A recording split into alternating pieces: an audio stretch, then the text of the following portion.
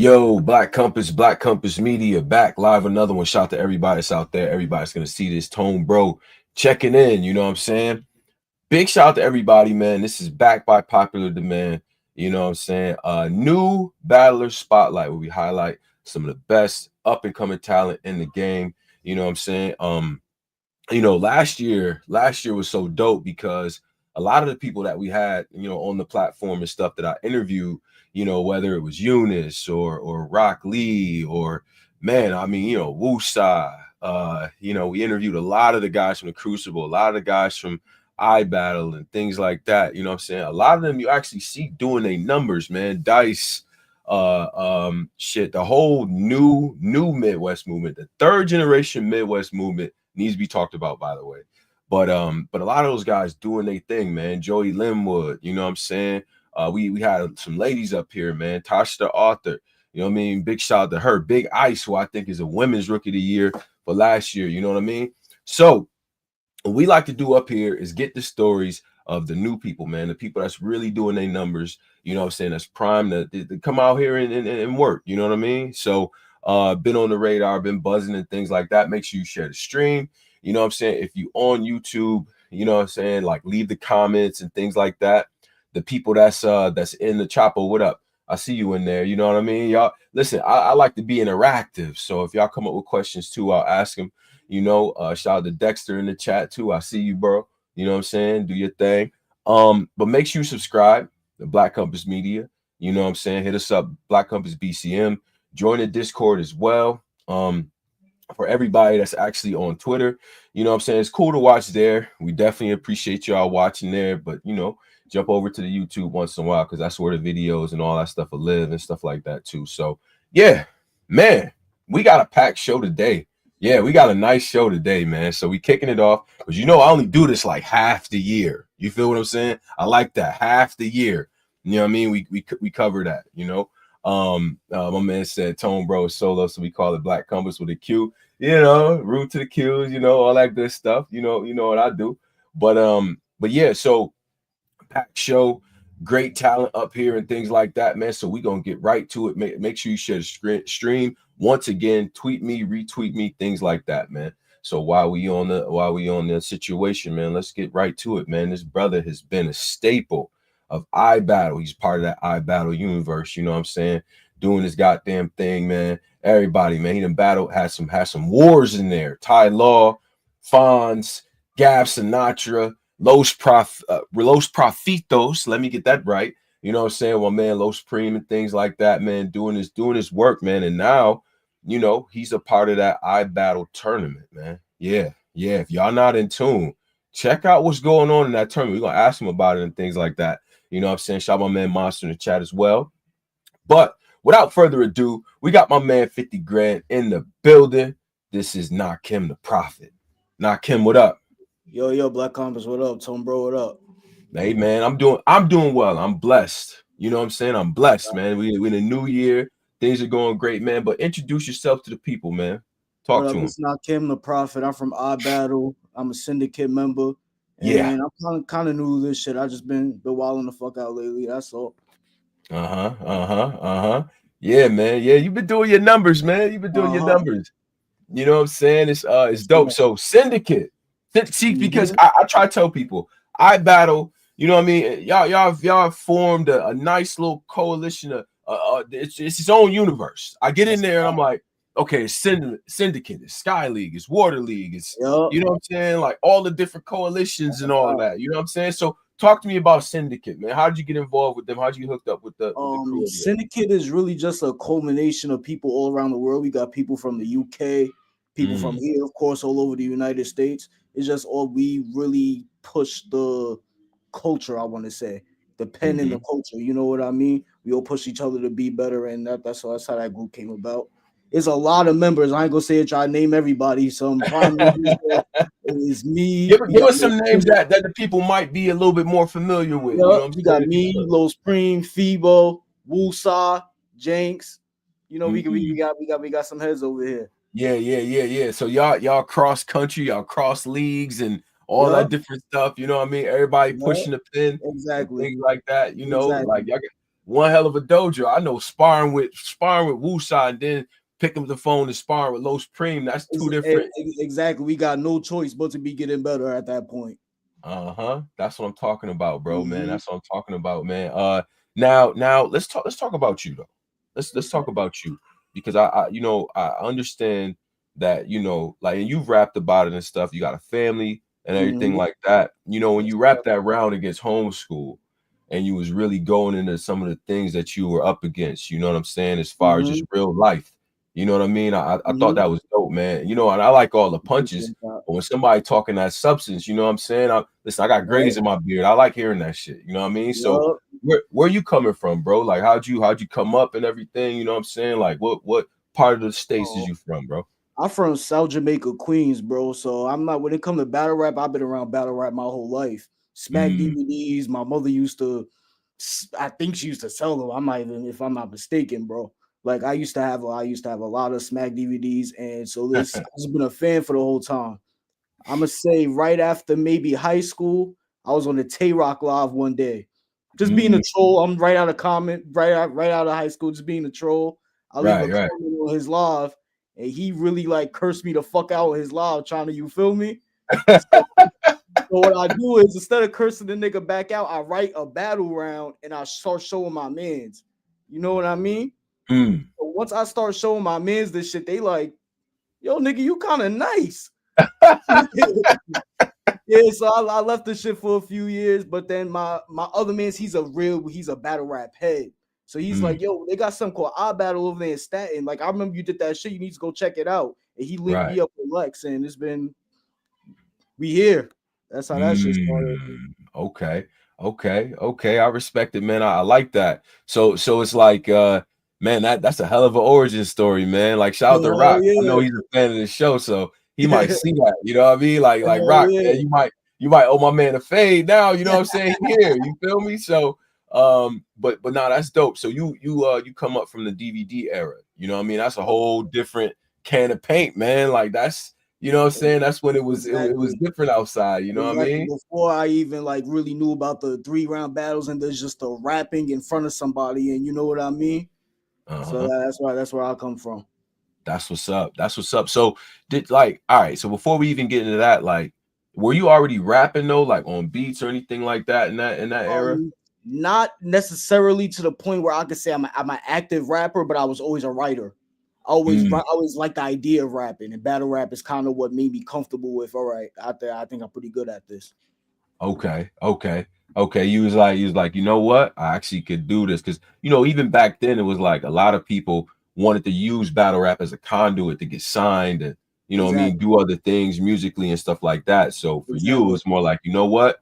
I think I you know what I'm saying, I can express lyricism here, because at a point I felt like lyricism kind of died a little bit. It definitely did. It definitely did. And battle rap is actually a nice medium, to the point of when you do make music and you know, like, you can't focus on lyricism all the time because there's so much other shit you got to focus on. Battle rap is the perfect lane to get that shit off. Right. That's a fact. So who was you rocking with in the DVD era, man? What's up, man? Talk to me. Era, of course, Reed, Mook, those the regular ones. We not even really in. Maybe Sirius Jones, but those 3 names right there, like, that's all I really remember. I vaguely remember Mook, but Reed all the time. My father was a big Reed Dollars fan, so yeah.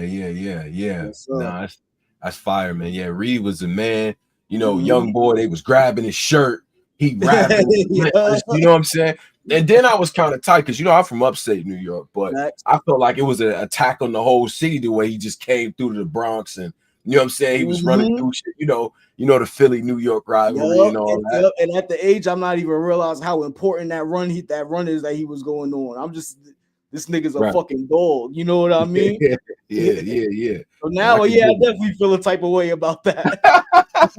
Now you in the game and you understand it, like, hell nah, bro. Yeah, I kind of ain't like that. I even feel like when New York guys still to this day, when they battle in Philly or they battle Philly guys, they like the memory of like there's definitely still something there. Yeah, you know what I'm saying? So, there's definitely still something there. So you got to put the extras on the round, you know what I'm saying? Sir. So like, all right. your boys say, yo, the Tay Rock rap was dope, right? So you Yes, sir. you was getting at him, though. You was wilding rock up in the rhyme.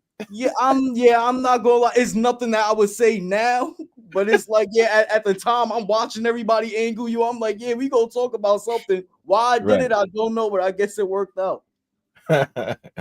Okay. So all right. Going from a fan, you know what I'm saying? You Mhm. writing rhymes, you got some stuff, you know what I'm saying?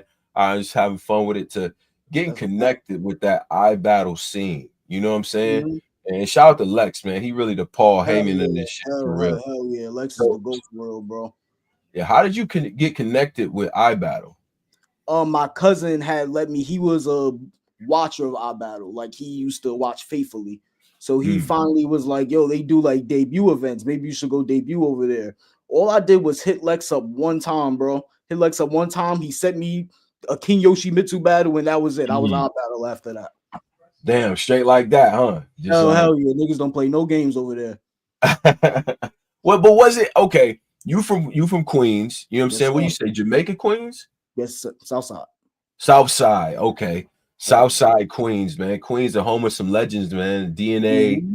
you know what I'm saying? Hollow and things like that. Shout out to Mac Mhm. Mel as well, the 10, you Definitely, know. definitely. And it's like when you choose your league, I think especially in New York and New Jersey, because it's like the lineage is so rich. It's like, all right, what side of the, almost like what side of fist am I gonna be on? You got trap, Back. you got eye battle, you got we go hard, you got bloody knuckles. So like even with going over to eye battle, was you already aware of like the type of environment, because it's very diverse in terms of styles, terms of energy, and things like Mhm. that. So, what was that like for you, like stepping into that environment? Honestly, not at all. That was probably the most nervous I ever been, but I'm happy I did it. Like when I first came in, I did not know what the hell to expect. So I came in my first round. I was trash my first round. Not my first battle, but the first round of my first First battle, round. I was fucking ass. Nigga got my ass whooped. But once I got my ass whooped, I started to realize, okay, this is how it works. So Okay. then from there on, I started to realize how bar heavy it was at our battle. It's not everything else. Because you Mm. can street talk to a nigga, you feel me? So all about bars over here. Yeah, you can't just and we're gonna get to the some of the battles, but like you battle like a K1NG or a Mm-hmm. Geo, homeschool, you know what I'm saying? They Yeah, got a different approach completely, you know what I'm saying? exactly. And that You have shit, to learn how to rap and write to rap with these guys. It's not just you're gonna go out there and they're gonna make you look stupid. right. And homeschooler, he'd diffuse all that street shit. You have all the resume. hell, hell You yeah. know what Like you I'm saying? just said, I had a whole like real round for him to the point people didn't expect that from me, but it's homeschool. That's the fuck you gotta do. Right, I come right, here right. trying to shoot them up all day. Or that's my ass. Homeschool to be like, oh, so you're gonna shoot me with your guns, and then just like you like, oh, he about to make this Here the thing fuck we go. crazy, like, you know what I'm saying? So Yup. so shout out to that. So that room, man, that room is diverse style, but I feel like it's Definitely. accepting of a lot of different ways of going about this craft. You All feel of what I'm them. saying? All of them. So As long as so you're good at what you do, yeah, yeah. you should be good at our battle. That's a fact. That's a fact. So you have your battles, man. You doing your thing, the straps and the Yes, King sir. Brook, and you Yes, know what I'm sir. saying, and things like that. And then you get to my man Knox, and you get to Ty Law, and I feel like, all Mm-hmm. right, we really in the game now. You know what I'm Yes, saying? sir. Like you battling some of the guys. What do you feel like was a battle that kind of like was like, you know what, I'm here. I'm here to stay. Because a lot of people only Um, have a couple battles and they dip. But what was the battle that really shaped you? I'm gonna say the Knox battle because Mm. Knox versus Lou Castro was actually the first I battle I ever watched. So when I Mm. actually got booked against Knox, it was like, all right, I kind of made it in terms of the league where I'm at right now. So after I did that battle, and I kind of like, I do feel like I won that shit kind of clearly. I feel like I Hmm. kind of like, and he was very fucking good. So I really feel like I showed levels in terms of that, and that was a big moment for me. So I realized like since then, I kind of been looked at in that type of way. Okay. That's what's up, man. That's what's up. Yeah, Knox is an angry young man. I interviewed Yeah, him up here too as well last year. He's that so boy is mad. I'm hell. like, damn, Knox, smile. Like, That boy is hell. I'm happy I got my two battles with him out the way. yeah.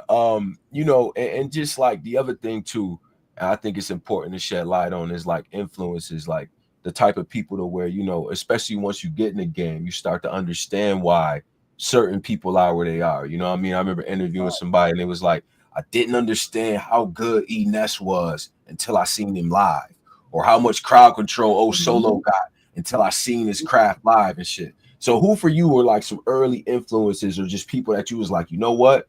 That's just a different can of worms and shit. You know what I mean? Early influences, I'm gonna definitely say Sue Surf, K1NG, Tay-Rock. Those three off the bat. I watch every single battle of theirs. I probably know every word to every battle of theirs. You know what I mean? But the person, it's funny you mentioned Ness. He was the person that showed me that this shit was different when you're really rapping in person.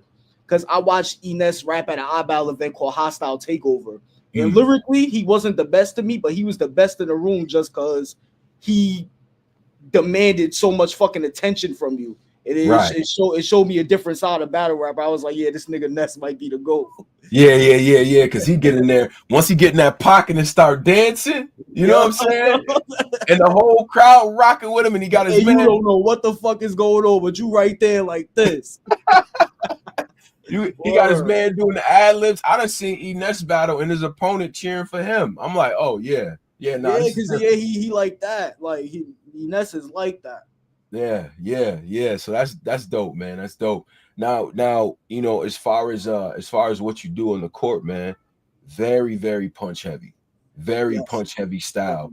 You know, and I feel like that's kind of a theme throughout some of the guys that are a bit newer. You know, it's like y'all trying to fill the stat sheet up, bro. Like y'all trying to fill that motherfucker up with just bam here, bam. You know what I'm saying? And it's like, see, that style is tough though, because it's just every battle now the stakes get raised higher and higher with the punches. You feel what I'm saying? So like for you, what's more like the type of battler that you go against? What's tougher for you? The guy that's going punch for punch, or the guy that's coming with the angles and the performance? Me personally, I feel like if you're trying to go punch for punch with me, you better be a Fonz, you better be a Rum Nitty, you better be, because I feel like I'm gonna win that battle like 90% of the time. Now, when you have other things like we just spoke about, homeschool, Def the Kid has it too, where he knows how to talk about you instead of just punching on you. You know what I mean? Right. I feel like those battles are harder because, like, yeah, if you're trying to do what I do, nigga, I'm gonna smoke you. That's probably how it's go. Way too many people punching better than me, bro. It's dope though too, because you know I think like you guys play the game different, man. And I always compare, you know, shout out to Surf, Free to Wave. It's like basketball. You know what I'm saying? See, I'm old school. I might set a pick, go shoot a mid-range shot. Y'all going for the free ball every time. Every single time. like you just gotta learn how to be. If you efficient with it, look at the Warriors. If you efficient, there ain't nothing niggas can say. Man, listen, bro. I'm sitting there, I'm watching the battles. I'm like, damn, this dude's punch rate is crazy. But then you start to get to a moment where now, like people know what time it is. You get to like the Blake Winters battle, you know what I'm saying? You get to my man Def, shout out to my man Def and homeschool. They start to kind of figure it out like a little bit, right? Like, I know how I'm gonna attack this guy. So what do you feel like you've added over the years to like kind of elevate your style? You know what I'm saying? Like when people watch your newer work as opposed to the old work. It's funny, but the thing that I actually added to my style is the punching. Everything else I've been doing. You go to my first few battles, I wasn't really punch heavy. I was very rap and angle heavy. You know what I mean? So I added the punching, and people kind of got used to that. So now that I'm bringing all of the other aspects back, now I'm looking like a new battler when I'm doing the shit that y'all didn't like before. That's all. Right. So it's like because the game shifts, right? And I gotta get to a critique of your era amongst the people like me with the gray beards, right? Yep. Everyone sounds the same. Everyone wants to rap like Rum Nitty. Yep. It's nobody standing out. Y'all not giving us the storylines. Like, what are some of your like rebuttals to that? Right. First of all, everyone sounds the same. Now, I will give you my disclaimer. I think that anybody says that is just a lazy fan or probably not listening. Right. Although I do hear influences, but I don't think everyone raps the same. But what do you say to people that says everybody from New Era raps the same? I feel like not everybody has the will to go find something different that works. So when we say that everybody raps the same, I feel like the person who is saying that, the fan who's saying that, has to kind of look at themselves and what they're reacting to. Because if everybody's rapping the same, they're reacting to get true appreciation. So like if everybody's fucking punching, it's maybe because all the fuck y'all see is punchlines. We try to do other things, but then y'all niggas don't, y'all act like it don't exist. So why would we not? Yeah. It's interesting because, you know, I always go back to, you know, nobody told like Calico to do the shit where like I'm gonna do a segment where I'm not rhyming. You know what I'm saying? Like nobody told Hitman to do the remix. It just happened. You know what I'm saying? So it's like it's almost like you gotta take risks, but it has to be calculated, because if it fall flat, y'all gonna say I got killed. You know what I'm saying? That's a fact. And I feel like even back then, it's kind of easier to take a risk because there's not so much going on. There's a million battle rappers right now, which back in the days probably what, 10,000. That's a very big fucking difference. So that one time I decided to try something else, somebody new could be watching me and turn my shit right off. Now they ain't never clicking on my shit again because you know what I mean? Yeah, I'm not saying that's my mind state, but I know the mind state of battlers. So why would I not go with what works when I have to play it safe? No, that's real. That's real. That's real. I mean, you know, it's a double-edged sword, and I do think it takes people time, right? Because people forget, like, Rum Nitty was rapping for a while before he came God tier Rum. You know what I'm saying? Like Gotti was rapping for a little minute before I can't really see Gotti, man. Listen, three titles, you know what I mean? Like it hit a little bit different, but still it takes people time to adjust to what you're doing now. Far as the everyone sounds like Rum Nitty shit, I just think that is you know, well, who would you consider for you, right? And I think you probably already said the names, but like for people that came into the game at your time, like who do you feel like is consensus, like these are the guys that people look up to? You know what I'm saying? I've heard Rock, I've heard Surf, like, but who do you think are the guys that, you know what I mean, people kind of model what they try and do after? Like I said, Rock, Surf, Sean. Right now, it's just Rum Nitty and New Jersey Twerk's turn because like they're the ones that's getting the eyes and attention. So of course, the things that they do, people are trying to emulate it, but they really just trying to emulate what y'all have, not really y'all style. You know what I mean? Right. Before Nitty and Twerk, everybody was doing the full ball setups like Clips, bro. Before that, everybody was doing the real in and out street talk like Murder Mook. So there's always going to be a theme of battle rap and what's going on. It's just who's really shining at doing that. You know, and the crazy thing about that, I'm glad you said that, bro, is like Clips is still beat you with them 4-bar setups. You know what I'm saying? Mook can still beat you with the way that he do his shit, but it's they style though, so maybe it's a little bit different. You know, the tide always be changing and stuff like that. You know, as far as like the new generation, right? The new era. You know what I'm saying? I had this debate with people all the time. If I was to, because I might do this because I'm petty like this, top 20 for like the new generation. You know what I'm saying? Who do you feel like are the top like guys of the era right now, of the new generation? You know what I'm saying? Like the people that's really setting the standard in your opinion. So off the top of my head, I'm gonna go Los, Feeble, Wusa, Eunice, Dice, me, of course, Dexter, King, Justice. Well, you got all the one of fucking show, basically Dollar Bill, like, all these niggas. Like, there's so many. I didn't even name Appa yet. You see what I'm like? There's so many names, bro. We're kind of wilding the fuck out. We're kind of wilding the fuck out here. This new class is kind of crazy, bro. Yeah. I feel like it's talent. I feel like shit. It's like again, like basketball. Remember when Vince Carter used to go through the legs, Jay Rich go through the legs and dunk? Everybody could do that now. Everybody could do that. You know what I'm saying? Like everybody. Before you even get on the court, we're gonna make sure you can do that. Like, come on now, exactly. You seen Grayson Allen the other day pull the Jordan. I said, oh yeah, it's so light that Grayson Allen is doing it now. You feel me? That shit is kind of crazy, bro. It's crazy to think about. All right, now you got work coming up. The iBattle tournament is on deck. I'm in tune. I like what's going on. Round 2 is wicked, bruh. Round two is definitely wicked for everybody else but me. Yo. Shout out Z the Job. I love you, Z. looking for everybody but you, bro. Everybody but me, bro. Oh man, yo, listen, it was some upsets in round one. Shout out to Louis Valentine. You know what I mean? Yup, I wasn't yup. expecting that. So like, what does this tournament mean for you? You know what I'm saying? What would it mean for you to win the I Battle tournament? You know what I'm saying? With the names still left, the CJAs and the and Los Preem, and you know what I'm saying? The guys really doing their shit. What's up, For, man? Talk to me about for that, bro. me, being that this is the first the first form of the tournament, I'm not really worried about the tournament in terms of I Battle, for example. I'm worried about it in terms of making a good name for Mac because it's the Captain's Cup. Right, It's for my man. So I have to go right, crazy off the strength of that. It's not even like beating all these niggas because I'm cool. I'm cool with all y'all if we being honest. But for Mac, I'm going to catch some bodies over here. Like I'm going to make it to those finals. So yeah, yeah. that's how I gotta go.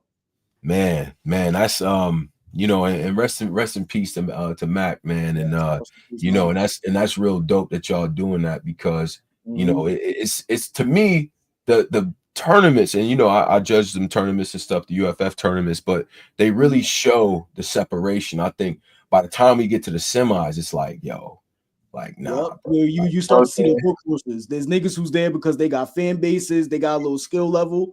Right. Tournaments, they show the workhorses of the league. Like, Yeah, yeah, and I feel like the tournament is dope because it takes the politics out of it. You know what I'm yep. saying? Like it takes all of that away, and it's like, you know what? Who's the best? Like who's gonna be the guy? Because And, we know everybody pedigree and everything. mm-hmm. So all right, outside of your battle, because you said you about to watch Z. And by the way, shout out to Z because I rock with Z. But yeah, everybody, I was in the chat the other day. They said, "Yo, Z, Mm-hmm. you got some issues." You know what I mean? But you Yep. got homeschool and Knox, you got Archduke and Classic, you know what I'm saying? Venom and JR. Like, what do Oh you think is man. gonna be Tariq and Appa? Like, you got some shit. So, you know what I mean? Oh Chunk and man. Preem, like who do you think is gonna be the best matchup in that second round of the tournament? For me or just in terms of this second But round. yeah, for the second round in Um, general. You said you about to watch him, so yeah. I'm not gonna lie. I love Archduke and Classic. mm, I love a lot of those battles on that right side. Dex and X the God, I love that. But Tariq and Appa is the one. Not yeah, only is that like a perfect style clash, it's kind of becoming a grudge match at this point, and I like to see blood spilling sometime, bro. I like yeah. seeing like the good battles. We got bars. I like to see niggas hate each other sometimes. So we gonna see how that go. Yeah. We like the violence, man. And shout out to the people Yeah. that's in here, almost upwards of 270 in here across all the streaming platforms. So big shout out Mhm. to y'all for coming through. Now Nakim, I gotta get into two things, man.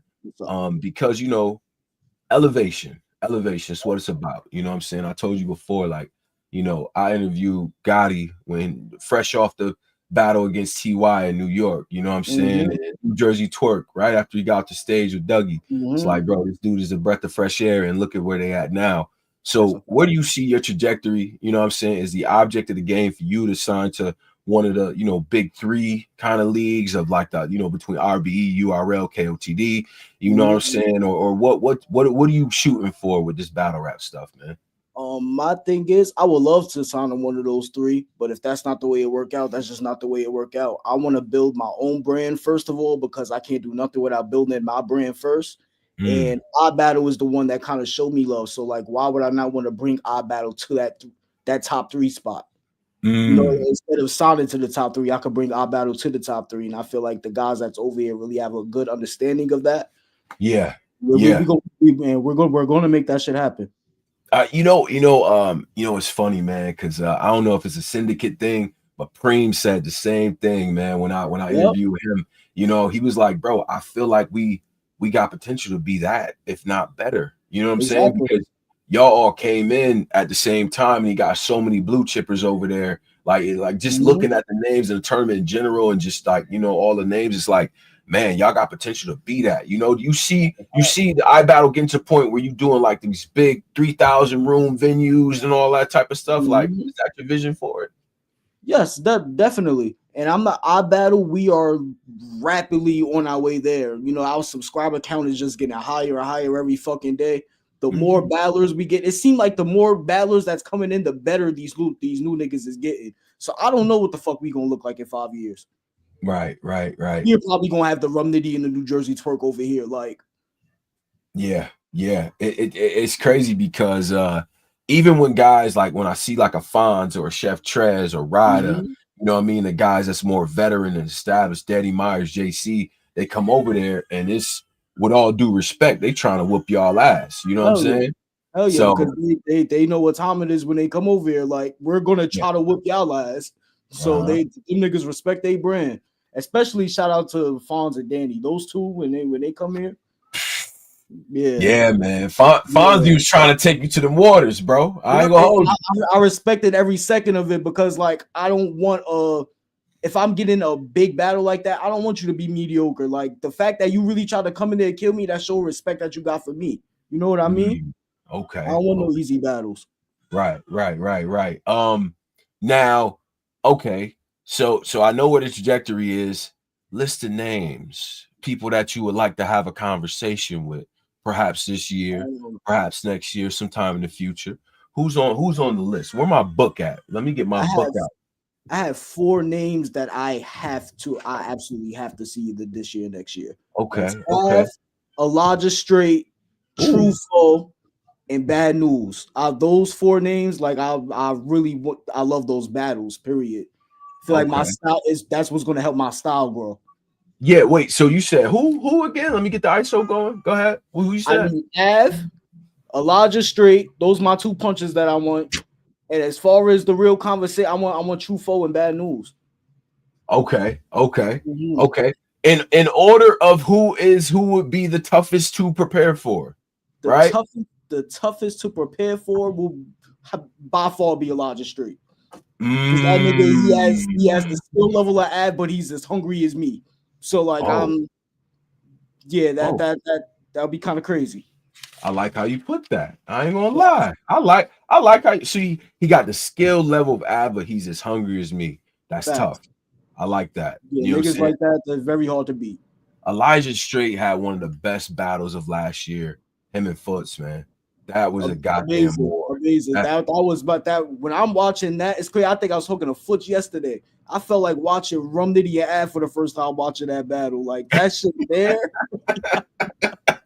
In terms of new age punching, like yeah, these 2 niggas is them. yeah, man. Almost 300 in here right now between the streaming platforms. Probably most people watching on Twitter. You know what I'm saying? And we got a lot of people on the YouTube, man. So definitely drop the comments in here, man. We looking at everything. Bad news, man. Bad news is tough. That's a tough out. And you know, it's interesting to me because I feel like he's one of the guys that, you know, he can write, he can do his thing and shit. But I don't know if like, you know, some of the punchers might look at him and be like, you know what I'm saying? I Mhm. can do what I do. You know what I mean? So what made you pick Bad News? When I see Bad News, I don't see somebody that's a puncher. There's certain things that punches can't beat, and there's Mm, certain lines that he says where it's like there's no. I can see where you're coming from with that, and punching can't be conviction like that, bro. So I feel mm. like Bad News is one of them infinity stones that I need, but in terms of because I like to be that puncher mixed with that conviction that he has. That's my type of rap style, so that's definitely an infinity stone I need. Okay, okay. If I Battle had a Hall of Fame, Mm-hmm. I Battle Hall of Fame. Yep. You get your choices of 4 names that go in I Battle Hall of Fame first.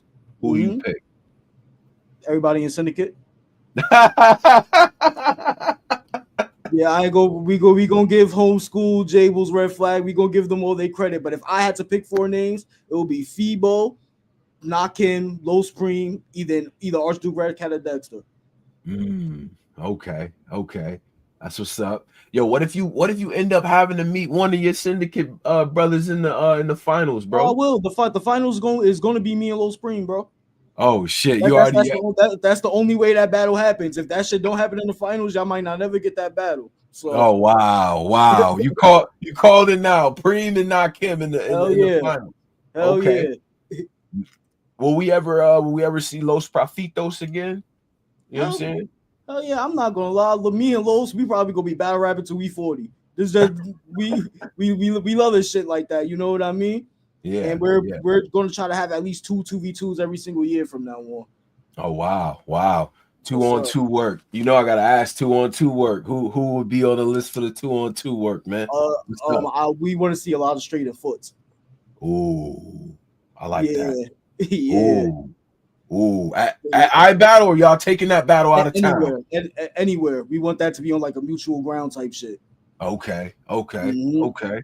Yeah, yeah. Now I know you're probably partial to the Northeast. You know what I'm saying? I'm Mm-hmm. partial to the Northeast musically and battle rap wise. Who would you say outside of Northeast? Like, what would you say is the toughest region right now in terms of battle rap right now? I don't know if it would be between the DMV or the Midwest. Because Mm, the Midwest, I feel like they have a lot of gritty talk right now that I really love seeing from over there. yeah, But then when we speak about the DMV, just the way these niggas know how to bomb a fucking room. When it right. comes to like swervo, shit happens, and people they know how to bomb a fucking room. So I don't know. It'll be between those two regions though. And Okay. that's with my region being out the picture, of course, because Yeah, like yeah, yeah, yeah, yeah. I got you. I got you. You know, it's crazy because everybody, I feel like every region got their young boys that's putting in work right now. You know what I'm that's saying? right. So it's like it's leading to something real dope. Mm-hmm. You know, and last year I feel like was a year of like the smaller leagues, and you know, Calico started his league and did great. You know what I mean? They first two cars was crazy. Black Ice been doing some work in that cage. You Mm-hmm. know what I'm saying? Like I Yep. like all the battles coming out of that too. You know, what are some other platforms you want to go to, or some other regions that you want to touch that you haven't rapped in yet? All of them really. But in terms of a top list, though, I'll probably say KOTD is at the top of the list. That's something I Mm, really, really want to do. Other okay. than that, though, whatever happens, happens. Okay, KOTD debut. Who's the matchup? I get Hell yeah. okay. Let Ooh, me set it up. Organic, call your phone. Hey yo, what's up, my guy? You know how organic is. What's up, my yeah. guy? You know, Nakim, I see you doing your thing over there. You know, I got try to Mhm. do a Canadian accent. Yo, I got a slot for you, bro. You know what I mean? Sorry, I didn't call you earlier. You know, you're gonna say sorry at some point because he like, but you know, you get three names. So what's up? You know what I'm saying? So what three names would you give him as potential ops on your Ooh, KOTD debut? Talk to me. I don't know about three. I definitely have two though. Okay. Okay. Ecogenic and Joey Gambello. Ooh. Those two of my favorite niggas over there. The So what guy? My man yeah, Joey Gambello. yeah, Joey nice. yeah, I Joey bro. crazy, bro. I rock with Joey, man. He be talking Mm-hmm. that shit. You know what I'm saying? He done been up here too. You know what I'm For a saying? fact. Nah, Joey's dope, man. Joey's dope. Real Toronto. He's like, I get them wops, man, you know. Word. Nah, that's what's up, man. You do that, that gotta go in Toronto. You gotta go, you know what I'm saying, get that passport ready, go over there, you know what Yup. I mean? Gotta be ready.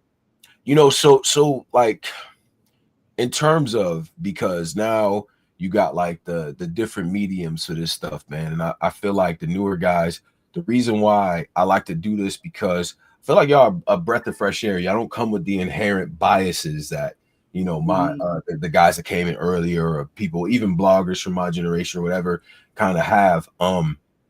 You know, what do you think is missing from the game right now? And what do you think people are overlooking about the game right now?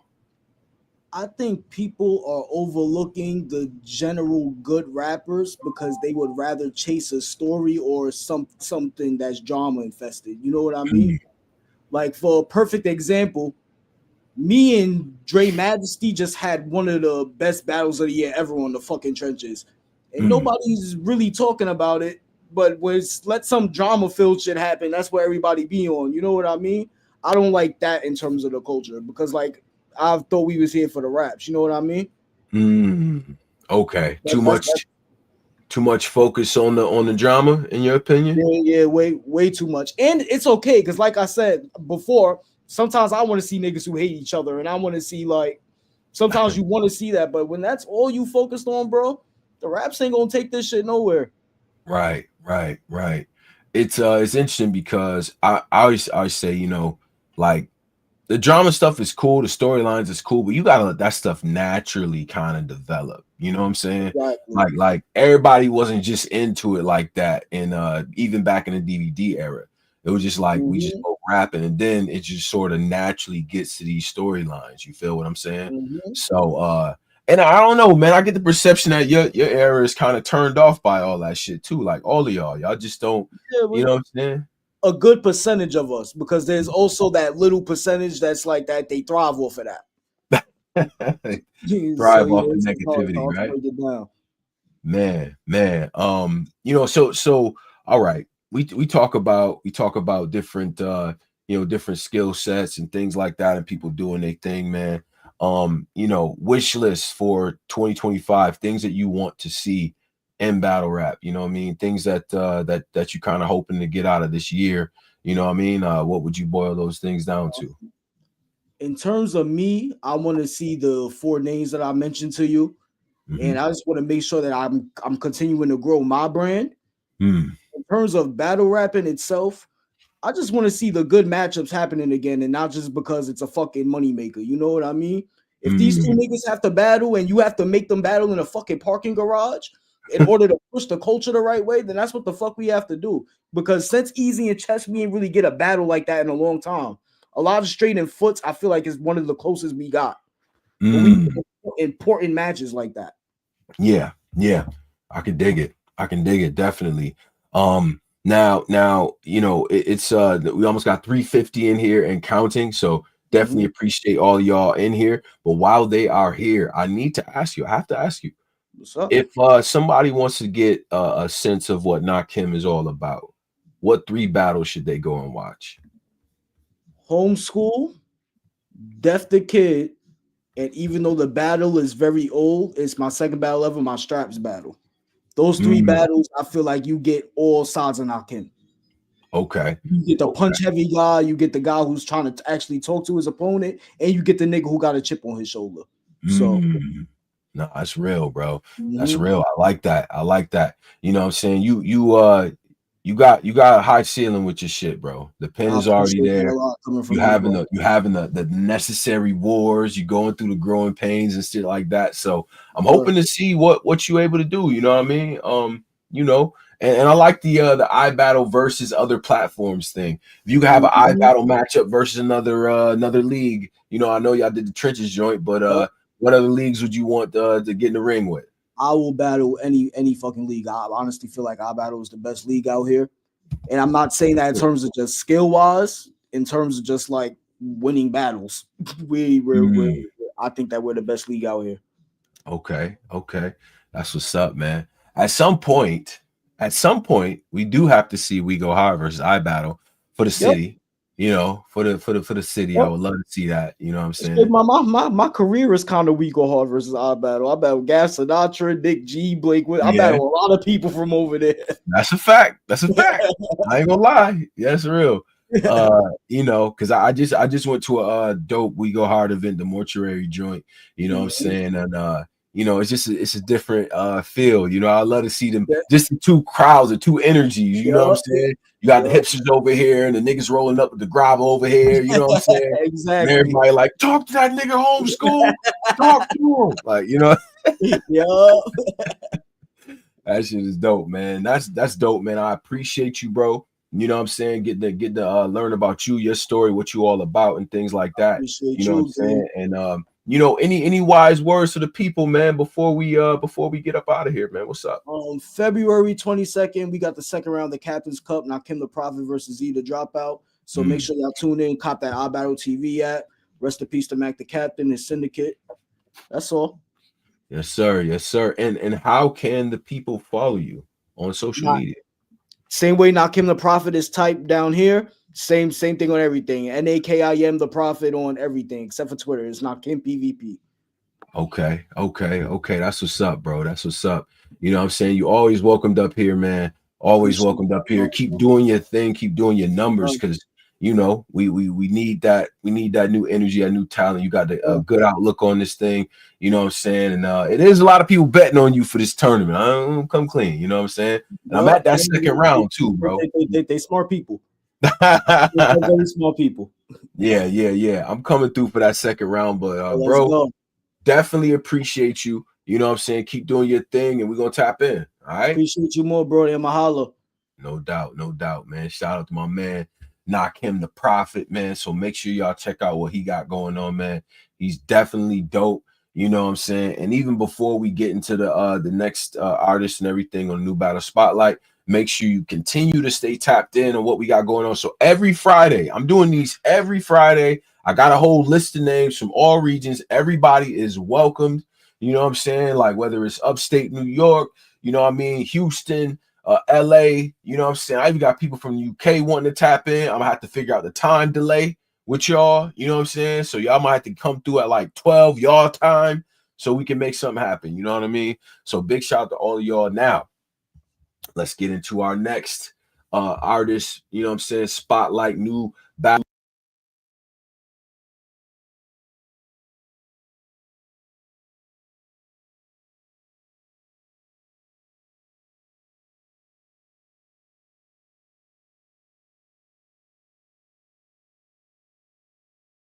Let me my bad. I had a little bit of a technical difficulty there. We here. All right. Now we're gonna get into our next artist, man. He been doing his goddamn thing. You know what I'm saying? Fresh out of Detroit, a very, very important city. I always say there's 4 really, really important cities when it comes to battle rap.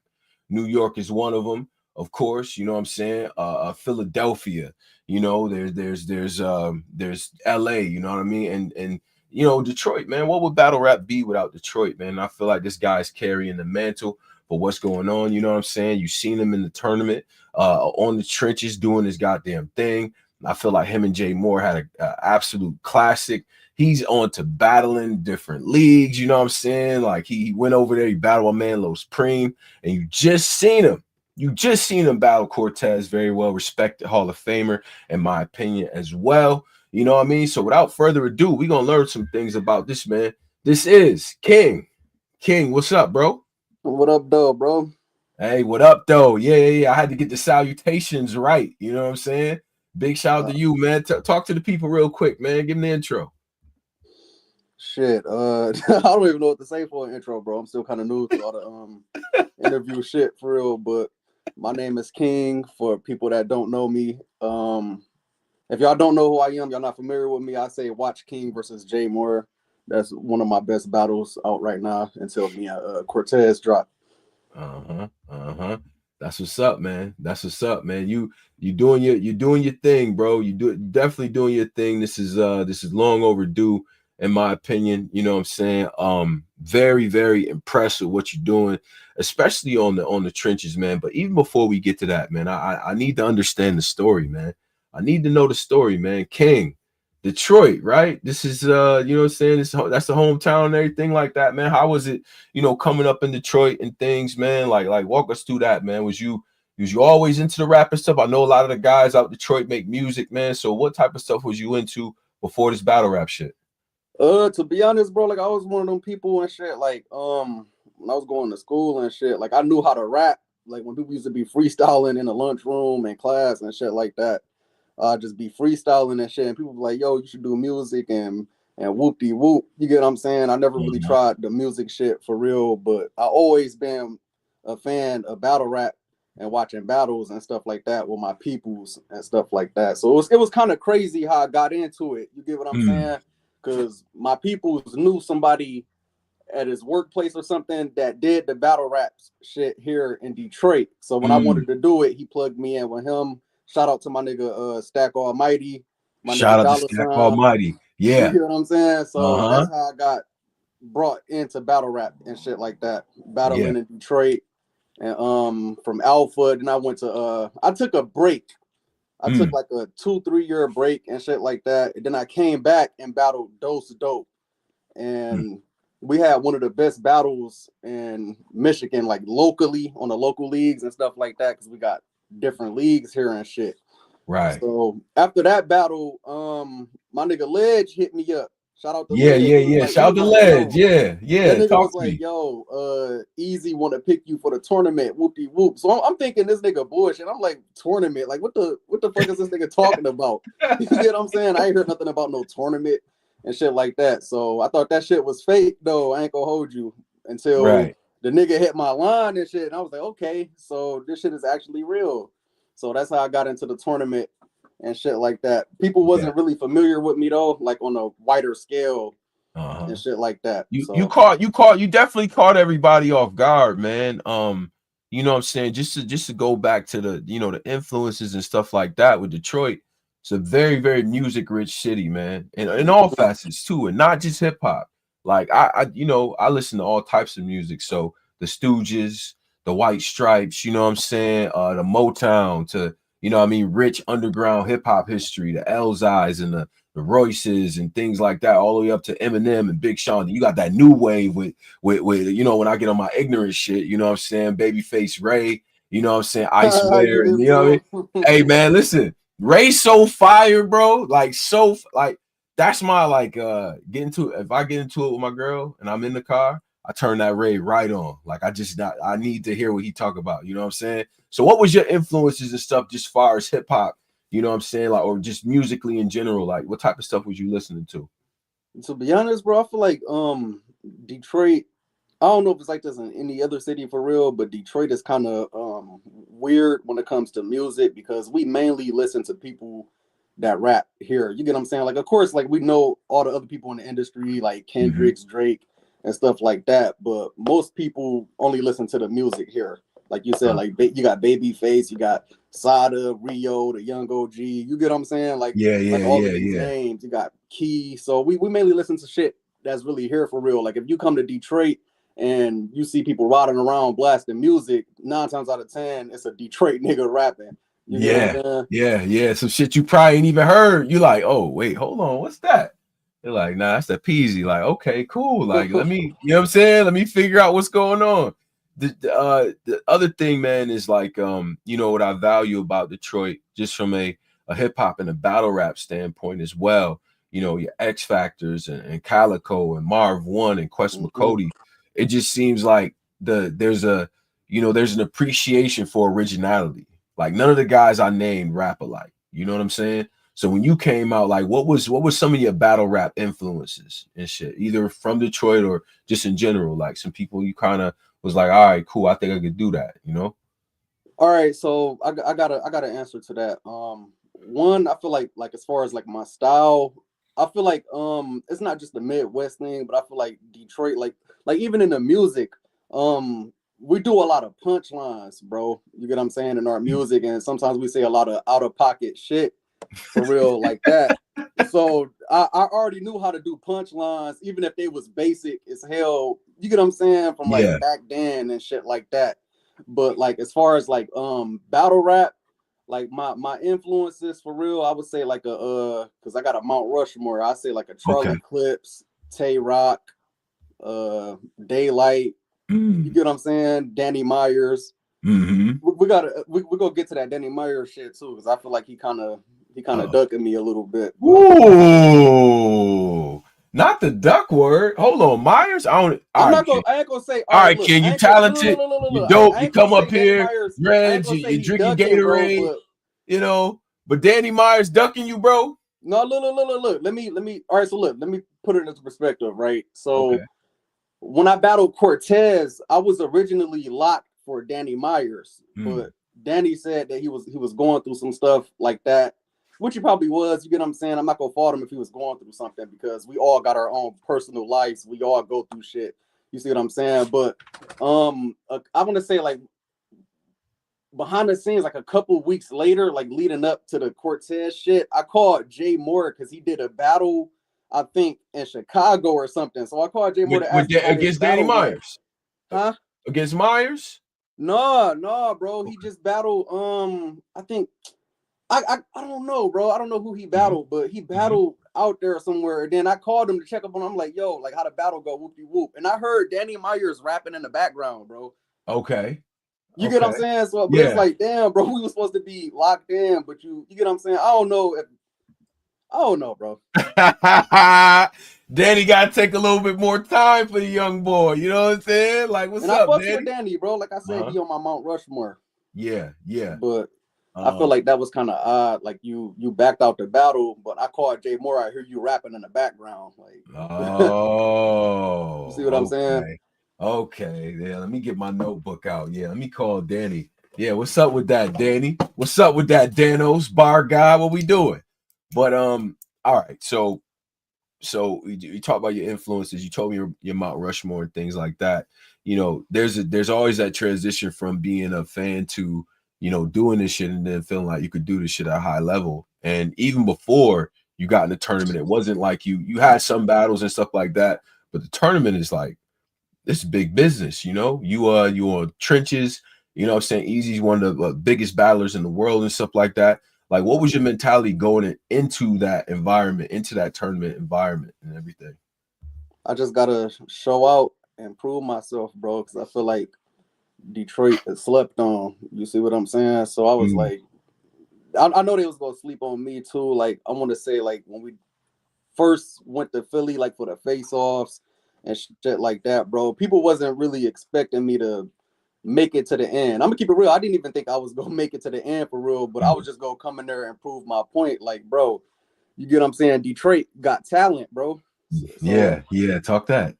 so I'm just trying Yeah. to kick them doors in for the next person that want to come up out of Detroit. You get what I'm saying? Because we got a lot of talent here, but people might not know about them because they don't get a lot of views for real. And I was that person at one point. I wasn't getting as many views before. I was getting like 1,000 views. You get what I'm saying? Like that.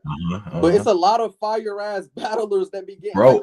1,000 I want you views, to bro. talk about that because, you know, shout out to Bar Wars, shout out to the I-96 crew, you know, the Breezy Wills and the Money Mitches and the Joey Linwoods and Bailey, you know what I'm saying? And Fat Say So and like all these different people. Like, My nigga I feel like, Selig the nigga yeah, Selig go ahead. is fire. Fat Say So. Y'all gonna be hearing from Fat Say So too. That nigga Yeah. fire, bro. Yeah, he cold. He cold. You know what I'm saying? And it's just like there's this emergence of MCs that's like, you know, because you got your legends, man. You got your Hall of Famers, your Marv, your Quest, your Calico, X Factor, so on, right? And it's like y'all still got that chip on y'all shoulder, though. You know what I'm saying? And I don't know what to attribute that to, because I'm like, Detroit is well respected, but y'all come in here like, nah, nigga. Nah, we trying to carve out a new name for what this Detroit shit is all about. You know what I'm saying? So, and I know y'all all talk to each other. Y'all probably like, yo, I'm about to go over to New York or whatever. You know what I'm saying? So what is the explain that though? That chip on y'all shoulder, man. Y'all kind of battle with a certain swagger, like y'all expect the room almost to go against what y'all doing. You know what I mean? So, like, what is that all about, bro? I don't know what it is, bro, but like for I could speak for myself though. I feel like for my battles, bro, majority of them, probably except for like one, everybody always got me losing going into the battle. You see what I'm saying? And I feel like it'd be like that with a lot of shit, with a lot of people from Detroit. You get what I'm saying? Not even just battle rap. It could be anything. You see what I'm saying? I just feel like we really slept on. So it's like we gotta really prove our point when we Right. go out there. Like, bro, no, we here to stay. You get what I'm saying? Yeah. Yeah. So that's the And type of energy that I be bringing. You get what I'm saying? Like I'm laid back, I'm humble and shit like that. But when it's time to get in the ring, bro, I gotta prove a yeah. point. You see what I'm saying? Yeah, 'Cause you I'm be in still there hungry. hawking up, bro. Because listen, if people out there they've seen your battles and stuff, and they like, man, like he's just real cool. You know, he's real laid back. You get in that ring, and it's a totally different monster. Like it's like you in there for blood. You know what I'm saying? Like you. It don't matter if they're a legend, new person, or whatever. And I gotta go back to the Jay Moore battle because I think that was the wake up show for a lot of people, man. I watched the tournament all through. But once you got to that Jay Moore battle, and Jay Moore's experience, he's always been dope. You know, only thing that I've ever held him back was the politics and all the other stuff, right? But Right. when you got in there with Jay Moore, that was a dog fight. And it's tough to have 3 rounds like that, man. Once you Yeah. got to that second round, I'm like, I don't know what he's gonna say. What can he possibly say at this point? But as that second round is going, I was like, this is about to be a classic. So walk me through the battle, even the preparation for that, because you know, before that battle, Jay Moore, you know what I'm saying, him Riggs, like there's guys over there, you know, Tex, they all doing their thing. Then you step in there with Jay Moore, have one of the best battles in trenches, in my opinion. You know what I'm I saying? So appreciate that.